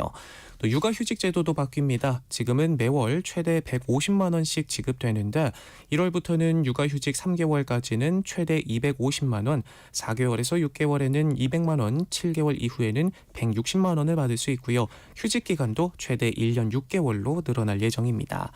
SNS, 온라인 풍경도 달라지게 됩니다. 인스타그램에선 새해부터 미성년자 보호 기능이 도입되는데요. 18세 미만 이용자 계정은 청소년 계정으로 자동 전환돼 기본적으로 비공개 설정되고 거기에 올라온 게시물은 팔로우한 사람에게만 공개된다고 하네요. 또 앞으로 5인승 이상 모든 자동차의 차량용 소화기 비치가 의무화됩니다. 그간 7인승 이상 대형 자동차만 대상이었는데 승차 정황과 상관없이 발생하는 차량 화재에 신속하게 대응하기 위해 범위를 대폭 넓혔고요. 또 다세대와 연립주택 등 공동주택에는 화재 발생 시 피해를 막기 위해 간이 스프링클러 등 소방시설 설치도 의무화됐습니다. 그런가 하면 성범죄 등 강력범죄 전력이 있는 사람은 죄 경중에 따라 최장 20년까지 배달 업무와 장애인 콜택시 운전사로 일할 수 없게 되는데요. 이달 17일부터 시행되는 이 제도는 소화물 배송 대행 서비스 인증 사업자가 계약 시 종사자의 범죄 경력 확인서를 제출받거나 경찰청에 범죄 경력 조회를 신청해 운영되도록 한다고 하네요. 네, 더 자세한 내용들은 이렇게 달라집니다 홈페이지에서 검색할 수도 있고요. 여기까지 2025년 달라지는 제도들 짚어봤는데 세모정 청취자분들 2025년 한 해도 웃음 가득한 메일로 채워지시길 바랍니다. 네, 하프타임 뉴스 임선우 뉴스캐스터와 함께했습니다. 고맙습니다. 고맙습니다. 내일 점심 메뉴 추천. 귀로 듣는 푸짐한 지식 한 상 어떠세요? 세상의 모든 정보. 아나운서 전주리입니다. 알아두면 도움이 되는 노동법 이야기, 직장인을 위한 라디오 생존백서, 새해 첫 시간 소나무 노동법률사무소 김윤신 노무사와 함께합니다. 네, 어서 오세요. 네, 안녕하세요. 네, 오늘은 새해 달라지는 노동법에 대해 이야기해 주신다고요. 네, 원래 2025년 새해가 밝았는데 노동법에서 변경된 내용이 많습니다. 24년도 하반기에도 모성보호 관련 변경된 내용이 3가지 정도 있는데요. 여기에 대해서 한번 살펴보고 이어서 25년도에 변경된 주요 내용을 말씀드려 보겠습니다. 우리 근로자의 권리하고 회사가 적용해야 할 의무사항이 무엇인지에 대해서 말씀드려 보겠습니다. 네, 먼저 지난해 하반기에 변경된 모성보호법 관련 내용부터 좀 짚어볼까요? 네, 작년 하반기에는 모성보호 조항의 개정이 핫 이슈였는데요. 그동안 임신기 또는 육아기 근로시간 단축 제도를 사용하면 단축된 시간만큼 연차가 줄어드는 연차휴가 산정에 불이익이 있었습니다. 네. 근데 이제 올해 24년도 10월 22일부터는 단축된 근로시간도 연차 산정 시 포함하여 이제 사용하더라도 전혀 불이익이 없도록 되었습니다. 적용 대상자분들은요, 작년 10월 22일 이후에 이 제도를 사용하는 직원부터 적용된다는 점 말씀드리고요. 또한 난임치료 휴가 청구 직원에 대한 휴가 관련 정보를 다른 직원들에게 누설을 금지하도록 하는 비밀 유지 의무가 신설됐습니다. 근데 이게 과태료 규정이 없어서 처벌 규정이 없다고 해서 조금 아쉽기는 합니다. 네. 또한 육아기 근로시간 단축 근로자의 업무를 대신해서 수행할 업무 분담자를 지정하고 그에게 금전을 지원한 사업주에게 월 최대 20만 원을 지원하는 대체 업무 분담 지원금을 작년 7월 1일부터 지원해주고 있었습니다. 우리도 예전에 다룬 적이 있는 것 같은데요. 좀 더 상세하게 설명을 해주시면 좋을 것 같아요. 네, 우선 육아기 근로시간 단축 시간이 주당 10시간 이상 25시간 이하로 30일 이상 이 제도를 허용한 사업주에게 지원되는데요. 업무 분담 근로자 최대 5명까지 지원하게 됩니다. 또 업무 분담에 대한 별도 수당을 지급했어야 하고 월 최대 20만 원을 지원하게 되는데 예를 들어 단축자 5명에게 5명의 업무 분담자가 각각 지정이 돼 있으면 가능하고요. 반대로 단축자 1명의 업무 분담자 5명까지도 지정 가능하지만 전체 지원액은 20만 원을 초과할 수 없다는 점 말씀드립니다. 네. 지금부터는 새해 달라지는 노동법에 대해서 이야기해 보겠습니다. 일단 오늘부터 최저임금이 오르죠. 네, 맞습니다. 그 최저임금위원회에서 경제성장하고 물가상승 고려해서 25년도 최저시급을 1.7% 작년보다 1.7% 인상된 1030원으로 책정하고 고시했습니다. 이로써 사상 처음으로 최저시급이 10,000원을 넘기게 됐는데요. 여기에는 주휴수당이 포함되지 않는 순수 시급만을 말씀드리니까 일주일에 소정근로시간이 15시간 이상이라면 이 시급과 별도로 주휴수당을 지급해 주셔야 합니다. 최저시급 기반으로 주 40시간 근무하실 경우에 주휴수당 포함해서 최저월급은 약 209만 6,270원이 된다는 점 말씀드리고요. 사실 이제 최저시급 이거보다 적게 지급할 수 있는 경우가 단 한 가지가 있습니다. 단순 노무직을 제외하고 1년 이상 근로계약 기간 정하고 수습 3개월을 뒀다고 하면 이 3개월 내에서 최저시급의 10%를 감액 지급할 수 있습니다. 이 경우에 이 3개월 기간의 시간당 9,027원을 지급하더라도 최저임금법에 위반되지 않는다는 점 알려드리겠습니다. 새해에는 육아휴직 기간도 늘어나게 된다고요. 맞습니다. 이게 육아기에 있는 우리 직장 대디들한테는 반가운 소식이죠. 근데 이 제도가 올해 다음 달 2월 23일부터 시행이 됩니다. 육아휴직의 기본 요건인 임신 중이거나 만 8세 또는 초등학교 2학년 이하 자녀를 둔 6개월 이상 근무한 남녀 직원이라는 점엔 변동이 없지만요. 기존 육아휴직 기간이 1년에서 최대 6개월이 더 늘어난 1년 6개월을 사용하실 수 있다는 것입니다. 그런데 이 늘어난 육아휴직 기간을 사용할 수 있는 조건이 있습니다. 동일 자녀에 대해서 부모 모두가 육아휴직을 3개월 이상 사용한 경우이거나 한부모 또는 중증 장애 아동의 부모에 해당되어야 됩니다. 쉽게 말씀드려 같은 자녀의 어머니만 1년 사용했다고 하면 늘어난 6개월을 사용할 수 없고요. 아버지도 3개월을 사용해 주어야 6개월이 더 연장된다는 점 말씀드립니다. 관심 있어 하시는 분들이 많을 것 같아서 조금 더 자세히 살펴봤으면 하는데요. 제도 시행 전에 이미 육아휴직을 다 사용한 분들도 6개월을 더 쓸 수 있는 거예요? 그러니까 아빠도 육아휴직을 3개월 사용해야 연장할 수 있다고 하셨잖아요. 네. 그러면은 법 시행 이전에 육아휴직을 사용하지 않았으면 어떻게 되는 거예요? 다 사용하실 수 있습니다. 그냥 말씀드린 엄마가 25년도 2월 23일 법 시행 전에 1년을 모두 사용했다고 하더라도요. 네. 사용 시기하고 무관하게 우리 아빠가 3개월만 사용하게 하면 됩니다. 그러니까 이때는 육아휴직의 기본 요건, 아까 말씀드린 기본 사용 요건은 충족되어 있어야 되는 거죠. 예를 들어서 시행일 3개월 전, 이제 시행일 전에 3개월 이상 사용했다면 당연히 시행일 이후에 6개월이 더 연장돼서 사용할 수 있고요. 만약에 엄마는 1년 다 사용하고 아빠가 시행일 전에 2개월만 사용했다. 그러면은 시행일 이후에 1개월을 더 사용함으로써 연장된 6개월을 더 받으시면 되는 겁니다. 또 엄마가 다 1년을 사용했고 아버지는 육아휴직을 사용하지 않았다고 하시면은 시행일 이후에 아버지가 3개월만 더 사용하신다고 하면 6개월을 더 받으실 수 있게 됩니다. 또한 이번 육아휴직 사용도 기존에 3번 나눠서 사용할 수 있었지만요. 시행일 이후부터는 4번에 나눠 사용하실 수 있게 되겠습니다. 그러니까 육아휴직 6개월 늘어나는 걸 사용하기 위해서는 아빠도 3개월의 육아휴직을 해야 된다는 거잖아요. 맞습니다. 그러니까 이거는 엄마 아빠 모두가 직장에 다니고 있는 경우에만 해당이 되는 것 같은데요. 부모 중에 한쪽이 자영업을 하고 있다면 어떻게 되는 거예요? 예, 제가 이걸 준비하면서 다 이 안내문들을 찾아보고 했는데요. 지금 노동부에서 여기 이제 한쪽이 자영업자일 경우에 대한 확답을 내놓은 것이 없습니다. 아무래도 부모 모두 직장 대디일 경우에만 해당할 것으로 예상하는데요. 네. 부모 중에 한쪽이 자영업하면 맞돌봄이 어려운 것도 사실이긴 하지만 아직까지 나온 자료를 종합해 보면 부모 모두 육아휴직을 사용했을 경우에만을 가정하고 있어서 한 분만 직장일 경우에는 어려울 것 같습니다. 그 점은 좀 많이 아쉽네요. 네. 네, 육아휴직 연장 기간을 사용하지 않고 육아기 근로시간 단축제만 사용한다고 하면 기간을 더 받을 수 있다면서요. 네, 맞습니다. 이게 육아휴직 연장된 기간을 이게 휴직으로 사용하지 않고 이 돌려서 육아기 근로시간 단축으로 사용할 경우에는 2배에 해당하는 기간을 육아기 근로시간 단축으로 사용할 수 있습니다. 또한 신청 대상 연령이 기존 육아휴직하고 동일했습니다. 8세 이하 또는 초등학교 2학년 이하 자녀였는데요.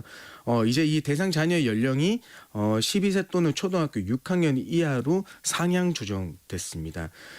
그래서 이걸 아까 육아기 근로시간 단축 늘어난 제도에서 더 말씀드리면 원래 육아기 근로시간 단축은 육아휴직하고 별개의 제도거든요. 그래서 기존에는 1년 이렇게만 사용할 수 있었는데 이제는 육아휴직 미사용 기간을 2배로 사용할 수 있다지만은 최대 3년까지만 사용이 가능하다는 점을 알려드리고요. 분할 사용 기간도 최대 3개월로 정해 놨는데 이제 지금은 최소 한 달 이상만 사용하면 돼서 이 자녀들 이제 방학 등의 이제 단기 돌봄 수요가 발생했을 때 유용하게 사용 가능하실 수 있도록 조치됐습니다. 여성 근로자의 경우 임신기 근로시간 단축제도를 사용할 수 있는데 이 역시 기간이 확대됐다면서요. 맞습니다. 변경 전에는 임신 후 12주 이내 또는 36주 이후에 근로시간 단축 제도를 이용할 수 있었는데요. 지금은 이제 임신 후 32주 이후로 확대되었습니다. 더더군다나 유산이나 조산 등 고위험 임산부 같은 경우에는 임신 전 기간을 근로시간 단축 이 제도를 사용 가능하게 되어 있습니다. 참고로 말씀드리면 임신기 근로시간 단축 사용의 경우에는 우리 육아기 근로시간 단축하고 달리 단축 시간만큼 월 급여를 차감해서는 안 된다는 점 말씀드립니다. 남성 근로자는 배우자 출산 휴가를 쓸 수 있는데요. 이 제도도 개선됐다고요. 맞습니다. 지금은 10일이었는데요. 이 모두 20일의 유급으로 확대됐습니다. 기존에는 정부 지원 금액이 이 10일 중에 5일분에 대해서만 지원됐습니다만은 이제는 20일 모든 기간에 대해서 지원됩니다. 또한 출산 후에 90일 이내에 이 해당 근로자가 청구해서 사용하는 구조였지만은 지금은 120일 이내에 고지만 해주면 되는 걸로 바뀌었고 4번에 나눠서 청구할 수 있게 바뀌었습니다. 그래서 이 고지만 하면 되어서 배우자가 출산했다는 사실을 알게 된 사업주는 우리 그 여성의 임신했던 여성 근로자의 출산휴가와 똑같이 고지만 하면 바로 우리 그 배우자 출산휴가를 사실 분에게 안내해서 사용할 수 있도록 조치해 주시면 되겠습니다. 네, 이 법도 다음 달 23일부터 시행된다고 하는데요. 배우자 출산 휴가를 모두 사용한 근로자는 어떻게 되는 거예요? 이 10일을 모두 사용하셨더라도요. 90일에 이제 기존의 90일의 청구 기한이 남아 있는 경우에는 확대된 휴가 일수를 적용해 주도록 했습니다. 다만 이미 사용한 일수는 당연히 차감되겠죠. 그런데 이런 제도를 활용할 때마다 회사 눈치를 안 볼 수가 없잖아요. 네. 근데 배우자 출산 휴가는 정부가 지원하는 거라면서요. 네, 맞습니다. 이제 기존에 이제 정부는 5일분만 10일 중에 5일분만 지원했는데요. 이제 20일 모두에 대해 지원해 주겠다고 합니다. 대신에 이제 최대 지원 금액은 약 160만 7천 원 정도 됩니다. 다만 이제 회사에서 그러면 전혀 지급할 게 없냐 그건 아니고요. 20일분 이 정부 지원금을 제외한 나머지 통상임금의 차액분은 회사에서 이제 지급해 주셔야 되는 겁니다. 그래서 뭐 20일 통상임금이 뭐 300만 원이라고 하면 160만 원 정도 빼고 나머지 금액은 지급해 주셔야 된다는 점 말씀드리고요. 이 배우자 출산휴가가 특이한 점이 또 있습니다. 원래는 여성의 출산휴가 같이 이제 90일은 우리 휴일이나 일요일, 토요일 모두 포함한 90일을 얘기하게 되는 거거든요. 그런데 이 배우자 출산휴가의 경우에는 우리 휴일이나 근로 의무가 없는 날은 휴가 일수에 포함되지 않는다는 점만 말씀드리겠습니다. 육아휴직을 조금 더 자유롭게 쓸 수 있도록 제도도 개선된다고요. 맞습니다. 이게 사실 이제 실무상으로는 우리 그 일반 작은 기업들에서는 출산휴가 제출하면서 자연스레 이제 육아휴직 사용하는 거에 대해서는 얘기를 하고 이제 일정을 잡았던 게 사실이었는데요. 근데 다른 한편으로 우리 출산휴가 사용하는 데에서는 이제 사업주가 그다지 눈치를 주는 건 없었다. 그런데 여전히 이제 육아휴직에 대한 안 좋은 시선은 남아 있으니까 출산휴가 사용 후에 별도로 육아휴직 신청에 대한 부담이 있다는 의견들이 많았었나 봅니다. 그래서 이번에 이제 근로자 신청 부담 경감 차원에서 이 출산휴가 할 때 육아휴직까지 통합 신청 가능하도록 만들었습니다. 기존에 또한 사업주는 허용 의무만 있는 거지 별도로 뭐 통지해줬다 알겠다 그렇게 사용하라 이런 이제 고지 의무가 없어서 애매했는데요. 이 신청을 받은 사업주가 14일 이내에 서면으로 허용 의사 표시를 하도록 하고요. 만약에 이 허용 의사 표시가 없으면은 기존에 이제 근로자가 신청한 대로 육아휴직을 사용하도록 법령을 개정하였습니다. 결혼 연령이 높아지면서 난임 부부가 늘고 있잖아요. 네. 관련해서도 제도가 달라지는 게 있다고요. 맞습니다. 이제 기존 난임 치료가 기간이 상당한데 그동안에 이제 기간은 총 3일이었습니다. 그중에 하루만 유급이었으면서 정부 급여 지원은 전혀 없었거든요. 이번 개정으로 인해서 총 6일로 확대되었고 유급 휴가일을 2일까지 인정해 주게 되었습니다. 그래서 정부에서는요. 이 2일에 대해서 근로자에게 급여를 지원해 주는 걸로 이제 바뀌었거든요. 그래서 법 시행 이전에 휴가를 사용했거나 사용 중인 분에 대해도 확대된 일수가 적용됩니다만은 이미 사용한 일수는 차감된다는 점 말씀드리겠습니다. 회사를 경영하는 입장에서 달라지는 점은 뭐가 있을까요? 사실 이제껏 24년도에는 육아휴직을 사용해서 이제 대체 인력을 고용했을 경우에 대체 인력 지원금 제도가 폐지되었고 대신에 생후 12개월 미만 영아가 있는 직원에게 육아휴직 허용했던 사업주에게 3개월간의 200만 원을 그 후에는 월 30만 원의 지원금을 지급하게 됐는데요. 지금 이제 육아휴직 대체 인력 채용했을 때 대체 인력 지원금을 다시 받으실 수 있습니다. 이 제도가 24년도에 없어졌지만 25년도에는 다시 생겨났다고 알고 계시면 될 거고요. 이게 그러니까 조금 더 상세히 말씀드리면 육아휴직을 사용한 근로자 업무를 대체하기 위해서 근로자를 고용하셨거나 아니면 파견 근로자를 받아서 사용하실 경우에 대체 인력 지원금으로 월 최대 120만 원을 지원해 준다는 제도입니다. 아까 뭐 말씀드렸다시피 이 대체 현역 지원금은 작년까지만 해도 출산 휴가나 육아기 근로시간 단축에 대해서 월 최대 80만 원만 지원됐었거든요. 여기에 추가해서 육아휴직까지 대체 인력 지원금을 이제 드린다라는 점 말씀드리고, 또한 뭐 작년 7월 1일부터 육아기 근로시간 단축 동료 업무 분담 지원금이 아까 있다고 말씀드렸었는데요. 올해 1월 1일부터 육아휴직도 여전히 이제 동료 업무 분담자 지정하고 별도 수당 지급했다고 하면 월 최대 20만 원을 지원해 주는 제도가 생겼습니다. 임금 체불 문제가 좀처럼 해결되지 않고 있는데요. 정부가 제재를 강화하기로 했다고요. 맞습니다. 임금 체불 급격하게 증가하면서 지난해 체불액이 사상 처음 연 2조 원을 넘을 것이라는 전망이 나오게 되거든요. 그래서 상황이 이렇다 보니까 직전 연도 1년간 3개월분 임금 이상을 체불하는 등의 상습 임금 체불 사업주에 대해서는 신용 제재를 하거나 공공입찰 시 참여 제한 등의 불이익을 주기로 했습니다.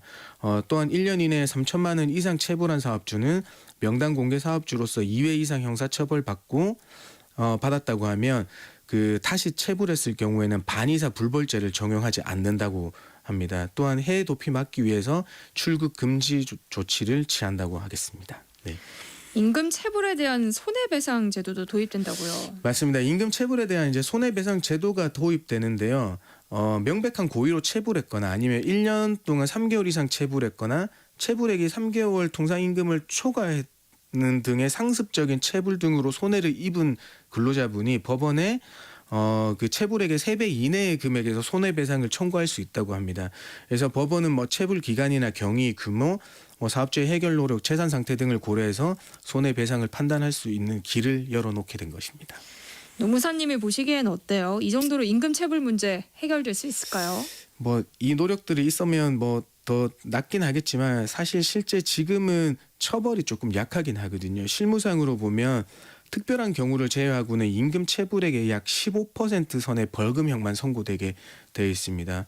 간혹 가다가 뉴스에 사업주 구속됐다 이런 얘기가 나오지만은 그건 정말 극히 드물거든요. 네. 그래서 아직까지 인식이 사업주가 굉장히 경영이 어려우면 제일 빨리 밀리는 게 국세, 조세, 4대 보험료 다음에 임금이거든요. 그래서 이런 좀 인식이 개선될 수 있는 계기를 마련하기 위하려면은 조금 처벌이 강화돼야 되지 않을까라고 생각해 봅니다. 네. 퇴직자 체불 임금에 대해서는 연 20%의 지연 이자를 주도록 되어 있지만 재직자에 대해서는 이런 규정이 없어서 형평성에 어긋난다는 비판이 나왔는데요. 이것도 좀 개선될 예정이라고요? 네, 맞습니다. 이게 근데 올 하반기에 이제 10월 23일부터 적용된다는 점 먼저 알려드리고요. 그동안에는 이제 금품 청산 규정에 따라 퇴직한 근로자에게 어떤 지급 일에 연장 합의가 없으면 14일 이내 모든 금품을 청산하지 못했을 경우에 지연 이자를 지급하도록 되어 있습니다. 그래서 재직 근로자 경우에는 별다른 이자 지급이 없어서 상법에 따라서 한 6%를 지급해야 된다라는 이런 해석만 있었는데요. 이제 법이 개정되어서 재직 근로자에게도 미지급 임금에 대한 지연 이자 20%를 적용하기로 하였습니다. 그런데 이 제도는 지금 당장은 아니고 올 네, 하반기부터 맞습니다. 시행되는 10월 거죠. 23일부터 적용되겠습니다. 네.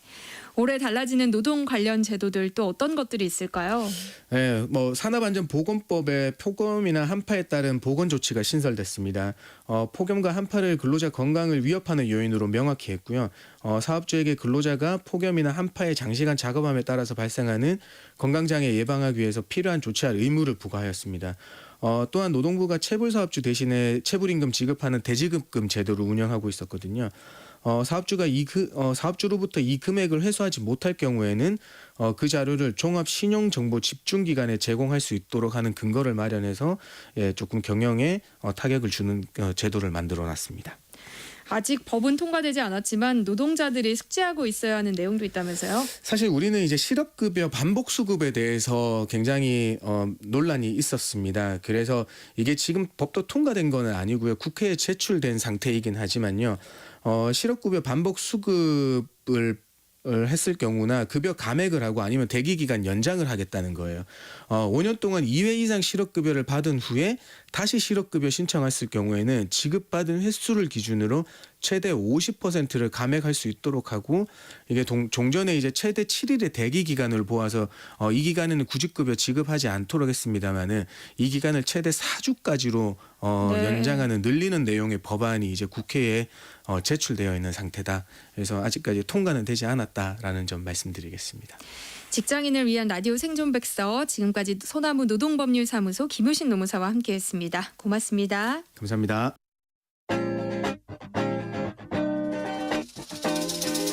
세상의 모든 정보를 당신의 귓가로 특급 배송해드립니다.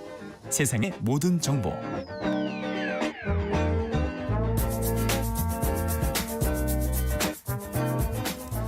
꼭 알아야 할 정보를 알기 쉽게 전달해드리는 세상의 모든 지식. 우리 사회를 들끓게 한 사건을 살펴보는 사건 노트 시간이죠. 배상훈 프로파일러와 함께하겠습니다. 어서 오세요. 안녕하세요. 지난 일요일 179명의 목숨을 앗아간 대형 참사가 있었죠. 그런데 이 현장에 유튜버들이 몰려들어서 유족과 소동이 있었다고요. 이런 유튜버의 행태를 어떻게 봐야 할까요? 좀 무례한 거고 네. 정상이 아니죠. 이거는 네. 참 비인간적이고요. 우리가 보통 이제 무례배라고 해야 되는 게 맞죠.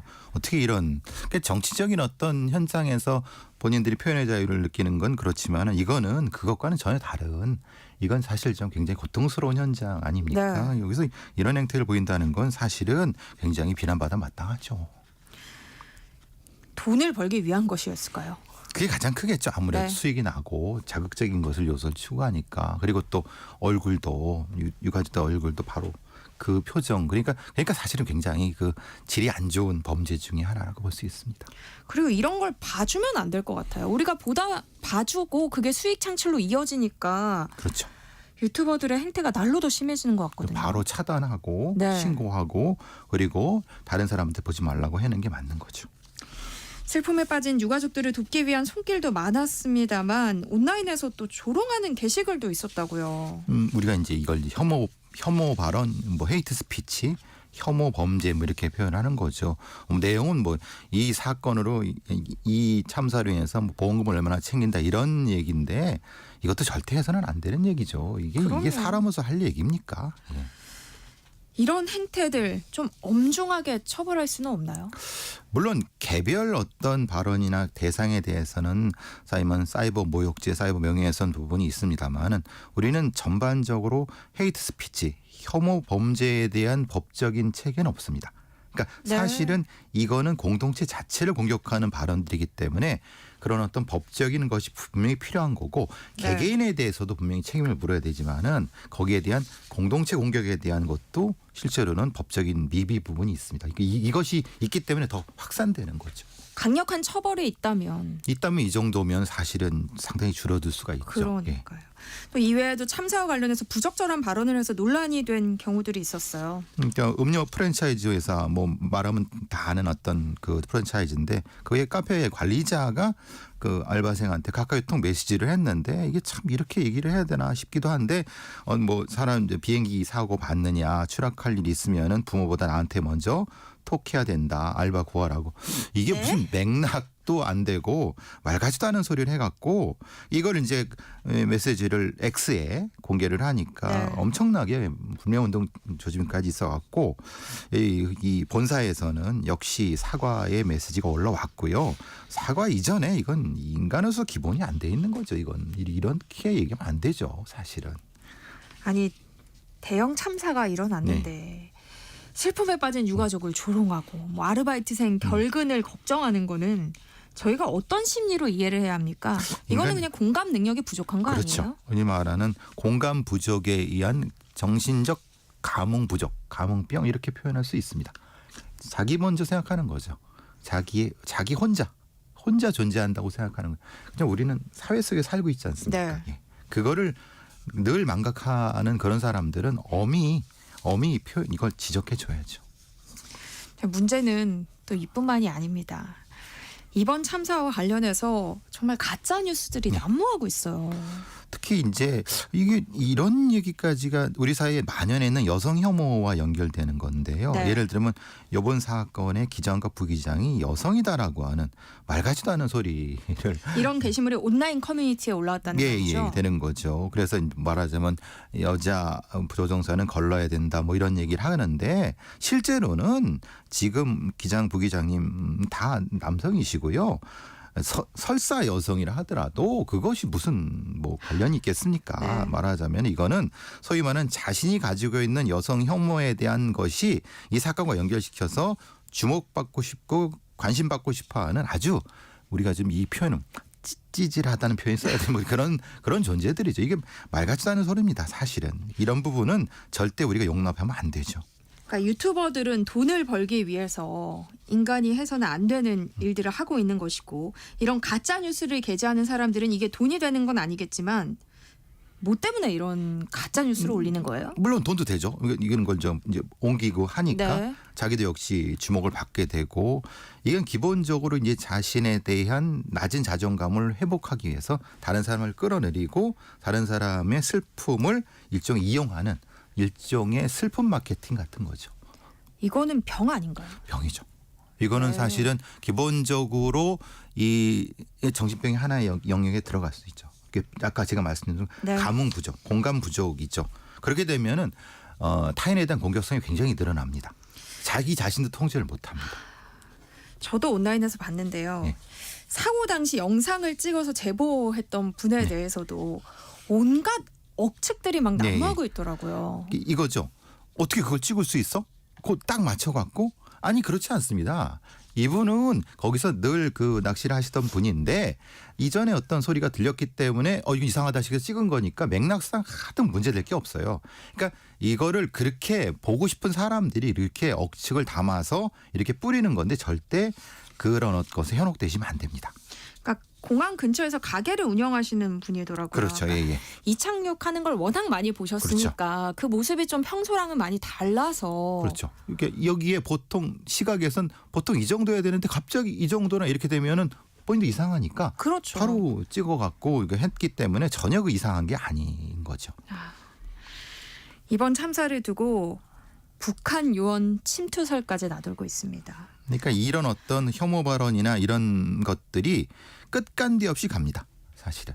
그러니까 지금 우리 사회가 가지고 있는 다양한 어떤 갈등이 이 사고에 또 투영돼서 그러니까 말하자면 무속인 얘기라든가 아니면 블랙요원 얘기라든가 예를 들면 무슨 8.17 얘기 나오든가 근거 없는 음모론은 기존에 있는 요소들을 적당하게 버무려 갖고 나타나게 되는 거죠. 왜냐하면 그렇게 되면 여러 요소들을 더 관심을 받게 되니까 그 이익을 위해서 극단적 생각을 더 조장하는 방식입니다. 그러니까 사회를 좀먹는 독버섯이라고 볼 수 있는 거죠. 정말 추모하기도 부족한 시간인데요. 이런 가짜 뉴스, 음모론 난무하는 이유가 뭔가요? 기본적으로 이런 어떤 갈등을 유발하고 이거 흔들러 놓음으로써 스스로 자신이 좀 높아진다고 생각하는 일종의 착각적 망상이죠. 네. 말하자면 안정된 어떤 행복한 것을 파괴하고 싶은 파괴주의자의 욕망과 연결됐고 그리고 이제 심리적으로는 그렇습니다. 자신이 이해하기 싫어하는 어떤 것을 단순 논리로 자기 강요하는 겁니다. 타인한테. 봐 맞잖아. 이거잖아 라고 강요하면서 자기가 우쭐한 느낌을 갖는 그런 특징을 가지고 있죠. 그럼 이런 가짜 뉴스를 생성하고 음모론을 만들어내는 사람들은 자기가 말하고 있는 그것이 진실이라고 믿고 그렇게 얘기하는 거야? 아니면 그렇지는 않지만 이제 관심받기 위해서 거짓으로 생성을 해내는 건가요? 처음에는 이것이 거짓이라는 걸 알아도 그것을 계속 반복하면 스스로도 중독이 되죠. 네. 자기도 빠지게 돼갖고 자기도 역시 그것이 사실일 거라고 계속 자기도 몰락해 되는 상태가 됩니다. 그러니까 본인도 이미 일종의 환각 상태에 빠질 수밖에 없는 상태. 그 다음에 똑같이 하게 되는 거죠. 그러니까 두 가지가 계속 반복되는 겁니다.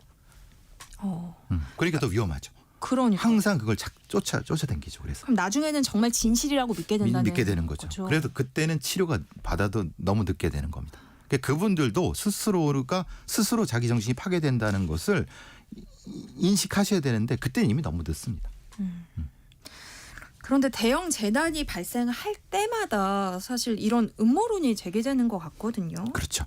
그거는 사실 아시다시피 어쨌든 우리가 인정해야 되는 거는 우리 사회의 재난 대비가 부실했던 건 분명히 맞고 네. 그것을 못했던 어떤 사회 지도층이 일종의 시선을 유도하는 부분도 분명히 있습니다.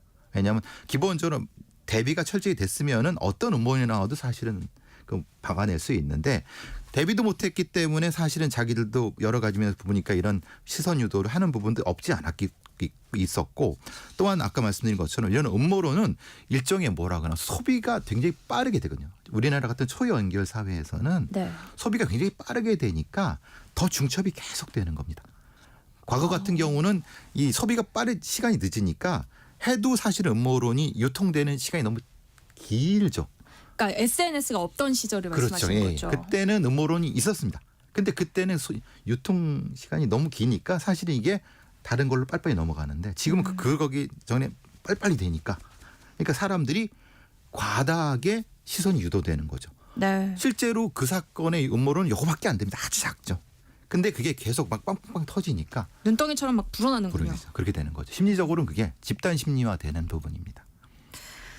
그런데 이런 음모론을 근절할 수 있는 방법은 없어요? 이건 기본적으로 이제 어떤 정상적인 미디어 교육이라든가 아니면 특히 이제 이것을 기준을 잡아줄 수 있는 일종의 사회적 빅맨의 존재들 그리고 뭐 이런 말씀 좀 그렇지만 사실은 언론의 어떤 정상화라든가 네. 비판 기능의 확대라든가 이런 것들이 있다고 하면은 어느 정도까지는 보완이 되죠. 그래서 이제 여러 다른 나라에서도 이런 어떤 기능들을 확충하기 위해서 많이 노력을 하는데 그래도 많이 좀 부족한 것은 이걸 통해서 어떤 예를 들면 트럼프 같은 사람들이 그 힘을 얻고 그러는 거에서 보잖아요. 네. 극단주의자가 힘을 얻는 걸 보잖아요. 그러니까 사실은 한 방에 또 무너져내고 다시 또 막아내려고 다 무너내드리고 이런 것들이 지금의 현상이라고 봅니다. 그러니까 뭐 음모론을 생성해내는 사람들도 끊임없이 나타나고 있지만 그런 사람들이 나타나는 이유는 거기에 동조하는 사람들이 그렇죠. 힘을 얻으니까. 네. 그걸 보니까 되잖아 이렇게 되는 거죠. 네. 근데 사실은 그건 아주 작은 영역이거든요. 우리 모두 우리 사회를 지키기 위해선 많은 사람이 노력하고 있거든요. 네. 그게 더 부각이 돼야 되는데 소수의 잘못된 사람들이 잘못된 어떤 힘을 얻는 것을 보니까 이게 그거에 경도되는 사람들이 나타나는 거죠. 그리고 또 이번 참사가 자신의 소액이라고 주장하는 내용의 협박 메일이 법무부에 발송됐다고요. 근데 사실 이거는 지난 8월에 그 공공기관에서는 퐁타 테러 때도 똑같은 그 이제 이름으로 이제 법무부에 배송된 겁니다. 네. 그래서 그 실제로 가라사와 다카히로라는 변호사가 사실 이건 내가 한 거 아니다. 이게 도용된 거다라고 했는데 아마 이 계정을 쓰는 극단주의자들이 일본에 있는 것 같습니다. 아니면 그걸 사칭하는 우회로가 있거나. 그래서 사실은 그때도 많이 찾으려고 했었는데 사실 못 찾은 것 같습니다. 아, 우리의 그럼 그때도 8월에도 같은 메일이 왔지만 누군지 못 찾았던 거예요? 못 찾았던 거죠. 그래서 좀 유야무야 됐는데 지금 또 온 겁니다. 그러니까 사칭까지 하면서 협박 메일을 보낸 거잖아요. 실제로 가라사와 다카히로인 변호사는 보낸 게 아니라고 아니죠. 했으니까요. 네. 그럼 이건 단순 장난은 아니잖아요. 아니죠. 일종의 사회 혼란을 노리는 일종의 예비 테러 같은 느낌은 분명히 듭니다. 네. 한국 사회가 좀 불안해지니까 지속적으로 그게 북한과 연결된지 모르겠습니다만 어쨌든 상당 부분 외부에서 내부로 들어오는 어떤 부분이 있는 것 같은데 정확한 거를 분명히 대응 당국에서 해야 되는데 지금 너무 치안 당국이 너무 일이 많아요. 이거까지 사실은 좀 안타깝습니다. 근데 과거에도 칼부림 예고 글을 올렸던 작성자가 특정하는 거 쉽지 않았거든요. 그러니까 이번에도 누가 이런 메일을 보냈는지 빠른 시일 내에 잡는 건 좀 어려워 보여요. 어려울 것 같습니다. 네. 물론 잡을 수 있습니다. 근데 시일이 많이 걸리고 지금 사이버 대응 역량이 많이 좀 위축돼 있거든요. 잡을 수 있는데 시간이 걸린다는 게 좀 안타깝습니다. 일단 해외에서 보낸 거니까. 그렇죠. 해외에서 경유를 많이 한 거죠. 아, 예, 그런 부분이. 좀 더 시간이 걸리겠네요. 예. 참 연말에 이런 참사가 터지면서 2024년이 다사다난했다 이런 이야기들 많이 하시던데요. 돌이켜 보면 지난해 유독 또 흉악 범죄도 잦았던 것 같아요. 특히 뭐 아시다시피 교제폭력 살인, 김래아, 뭐 말하는 박학선 같은 뭐 이런 그리고 순천의 박대성 소위 말하는 그 여성 청소년을 살해한 사건들 그리고 김천 오피스텔 사건 같이 이 너무 황당한 살인 사건 같은 경우 그러니까 교제 폭력이 급격하게 살인이 늘어났던 비율이 늘어난 것 같고 그러니까 흔히 말하는 치안 영향이 조금 줄어들면서 강도 살인의 비중이 좀 늘어나는 이런 특징을 가지고 있는 것 같습니다. 특히 또 일본도 살인 사건도 있었고요. 이거는 묻지마 범죄였죠. 그렇죠. 그리고 훈련병에 대한 또 문제도 있었고 얼차례 중에 훈련병 사망한 사건도 있었고 네. 특히 이런 좀 잔혹한 사건이 많이 늘어났던 것 같습니다. 그리고 방식도 굉장히 잔혹해지고 동기도 사실은 굉장히 잔혹합니다. 그러니까 김래아 사건은 그 화성 오피스텔에서 여자친구를 살해했던 그렇죠. 사건이었고요. 예. 그리고 재판 중에도 전혀 뭐 반성하지 않는 뻔뻔함을 우리가 보면서 굉장히 많이 놀랬던 부분이 있었죠. 네. 그리고 실제로 이거는 이게 사실은 이런 존재가 있었는가라고, 왜냐하면 재판 중에 자기가 죽인 피해자에 대한 공감보다는 자기 반려견 안일을 이게 말이 되나 이런 자가 어디 있나 이런 얘기도 되는 거고요. 그거는 이제 뭐 말하자면 그 박태선 같은 경우는 아니 아무런 어떤 죄 없는 여성 청소년이 살해당한 사건이었고요. 또 하나 이제 말씀드린 거는 박학성 같은 경우는 이것도 역시 나이가 좀 있는 형태의 교주폭력 살인이 되는 거고. 이건 어떤 사건이었죠? 이건 이제 대치동에 있는 오피스텔에서 모녀가 살인 사건인데 이제 이전에 사귀었던 어떤 사람을 공격하고 그의 딸도 공격했던 사건입니다. 그것도 역시 교주폭력 사건이라고 볼 수 있는 거고요. 네. 최근에 나타난 건 양광준, 그러니까 육군 중령 진급자죠. 근데 여기서 이제 이건 사실은 소위 말하는 시신 훼손 사건. 아, 네. 조금 근데 논란이 되는 거는 이 양광준이 사이버 작전사령부 쪽에서 일하던 중령이어서 약간 다른 어떤 뭐 동기가 있지 않았을까라는 얘기 있는데 아직 밝혀진 건 없습니다만은 너무나도 처참하게 그 피해자를 공격했던 부분이 있어갖고 사실은 좀 많이 그 사람들이 많이 놀랬던 사건이고요. 그리고 이제 구미 스토킹 사건 같은 경우는 서동아 사건 같은 경우는 뭐 우리가 많이 얘기하는 소위 말하는 이 스토킹 중에서 네. 아주 이 심각한 형태의 스토킹 사건이었던 거죠.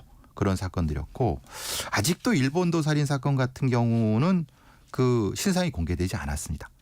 그러니까 말하자면 지금 여기 된 거는 공개가 돼서 이름이 우리가 알고 있는 거잖아요. 네. 근데 일본도 살인 사건의 피의자는 이름을 모르기 때문에 그냥 일본도 살인 사건입니다. 아. 그래서 근데 이 사람은 왜 공개가 안 됐을까라는 부분 때문에 또 논란이 됐던 사건들이었죠. 그러니까 2024년에 이름, 얼굴, 나이 등 신상 정보가 공개된 피의자 수가 모두 9명이에요. 그렇죠.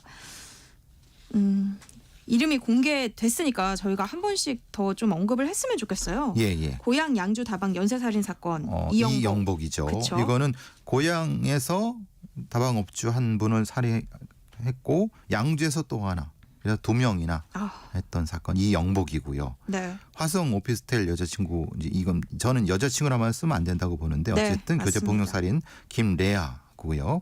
대치동 오피스텔 모녀살인 박학선이고요.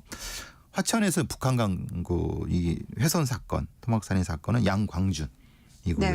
그다음에 중랑구 아파트 이웃 살인 사건 최성우고, 구미에서 벌어졌던 사건은 스토킹 살인 사건은 서동하.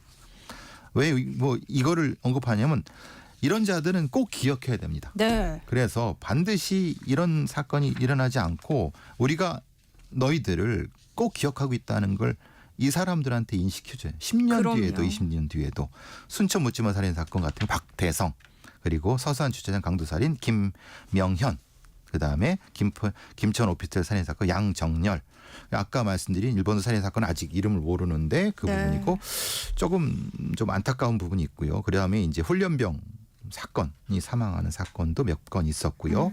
그건도 사실 좀 밝혀졌으면 좋겠는데 밝혀지지 않았습니다. 네. 예. 지난해 신상 공개된 9명 중에서 4명이 교제 살인범입니다.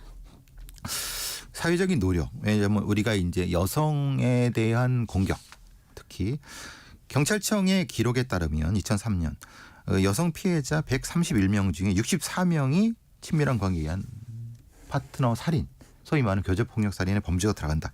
사실 전 이거보다 비율도 높다고 생각을 하거든요. 네. 왜냐하면 경찰청 통계는 실제로는 그거를 정확히 반영하지는 않습니다. 그러니까 비근하게 유추할 뿐입니다. 그러니까 시민단체에서. 네. 그러니까 경찰에서도 정확히 범죄 분석을 통해서 치안 수요자, 특히 말하는 소수자 중심의 치안 분석이 돼서 좀 더 보호가 될 수 있게 할 수 있는 그런 어떤 역량이 있어야 된다. 이거는 그냥 경찰이 발표한 내용은 사실은 근사치입니다. 네. 예, 그래서 그 부분은 좀 더 돼야 될 거라는 생각했고, 올해는 제발 지금 말씀드린 교제폭력 살인이 한 건도 일어나지 않았으면 좋겠다는 생각이 듭니다. 네. 사건 노트 배상훈 프로파일러와 함께했습니다. 고맙습니다. 감사합니다. 세상의 모든 정보 여기서 마무리하겠습니다. 끝으로 콜드플레이의 Fix You 함께 들으시고요. 저는 내일 다시 찾아뵙겠습니다. 여러분 새해 복 많이 받으세요. 지금까지 아나운서 전주리였습니다. 고맙습니다.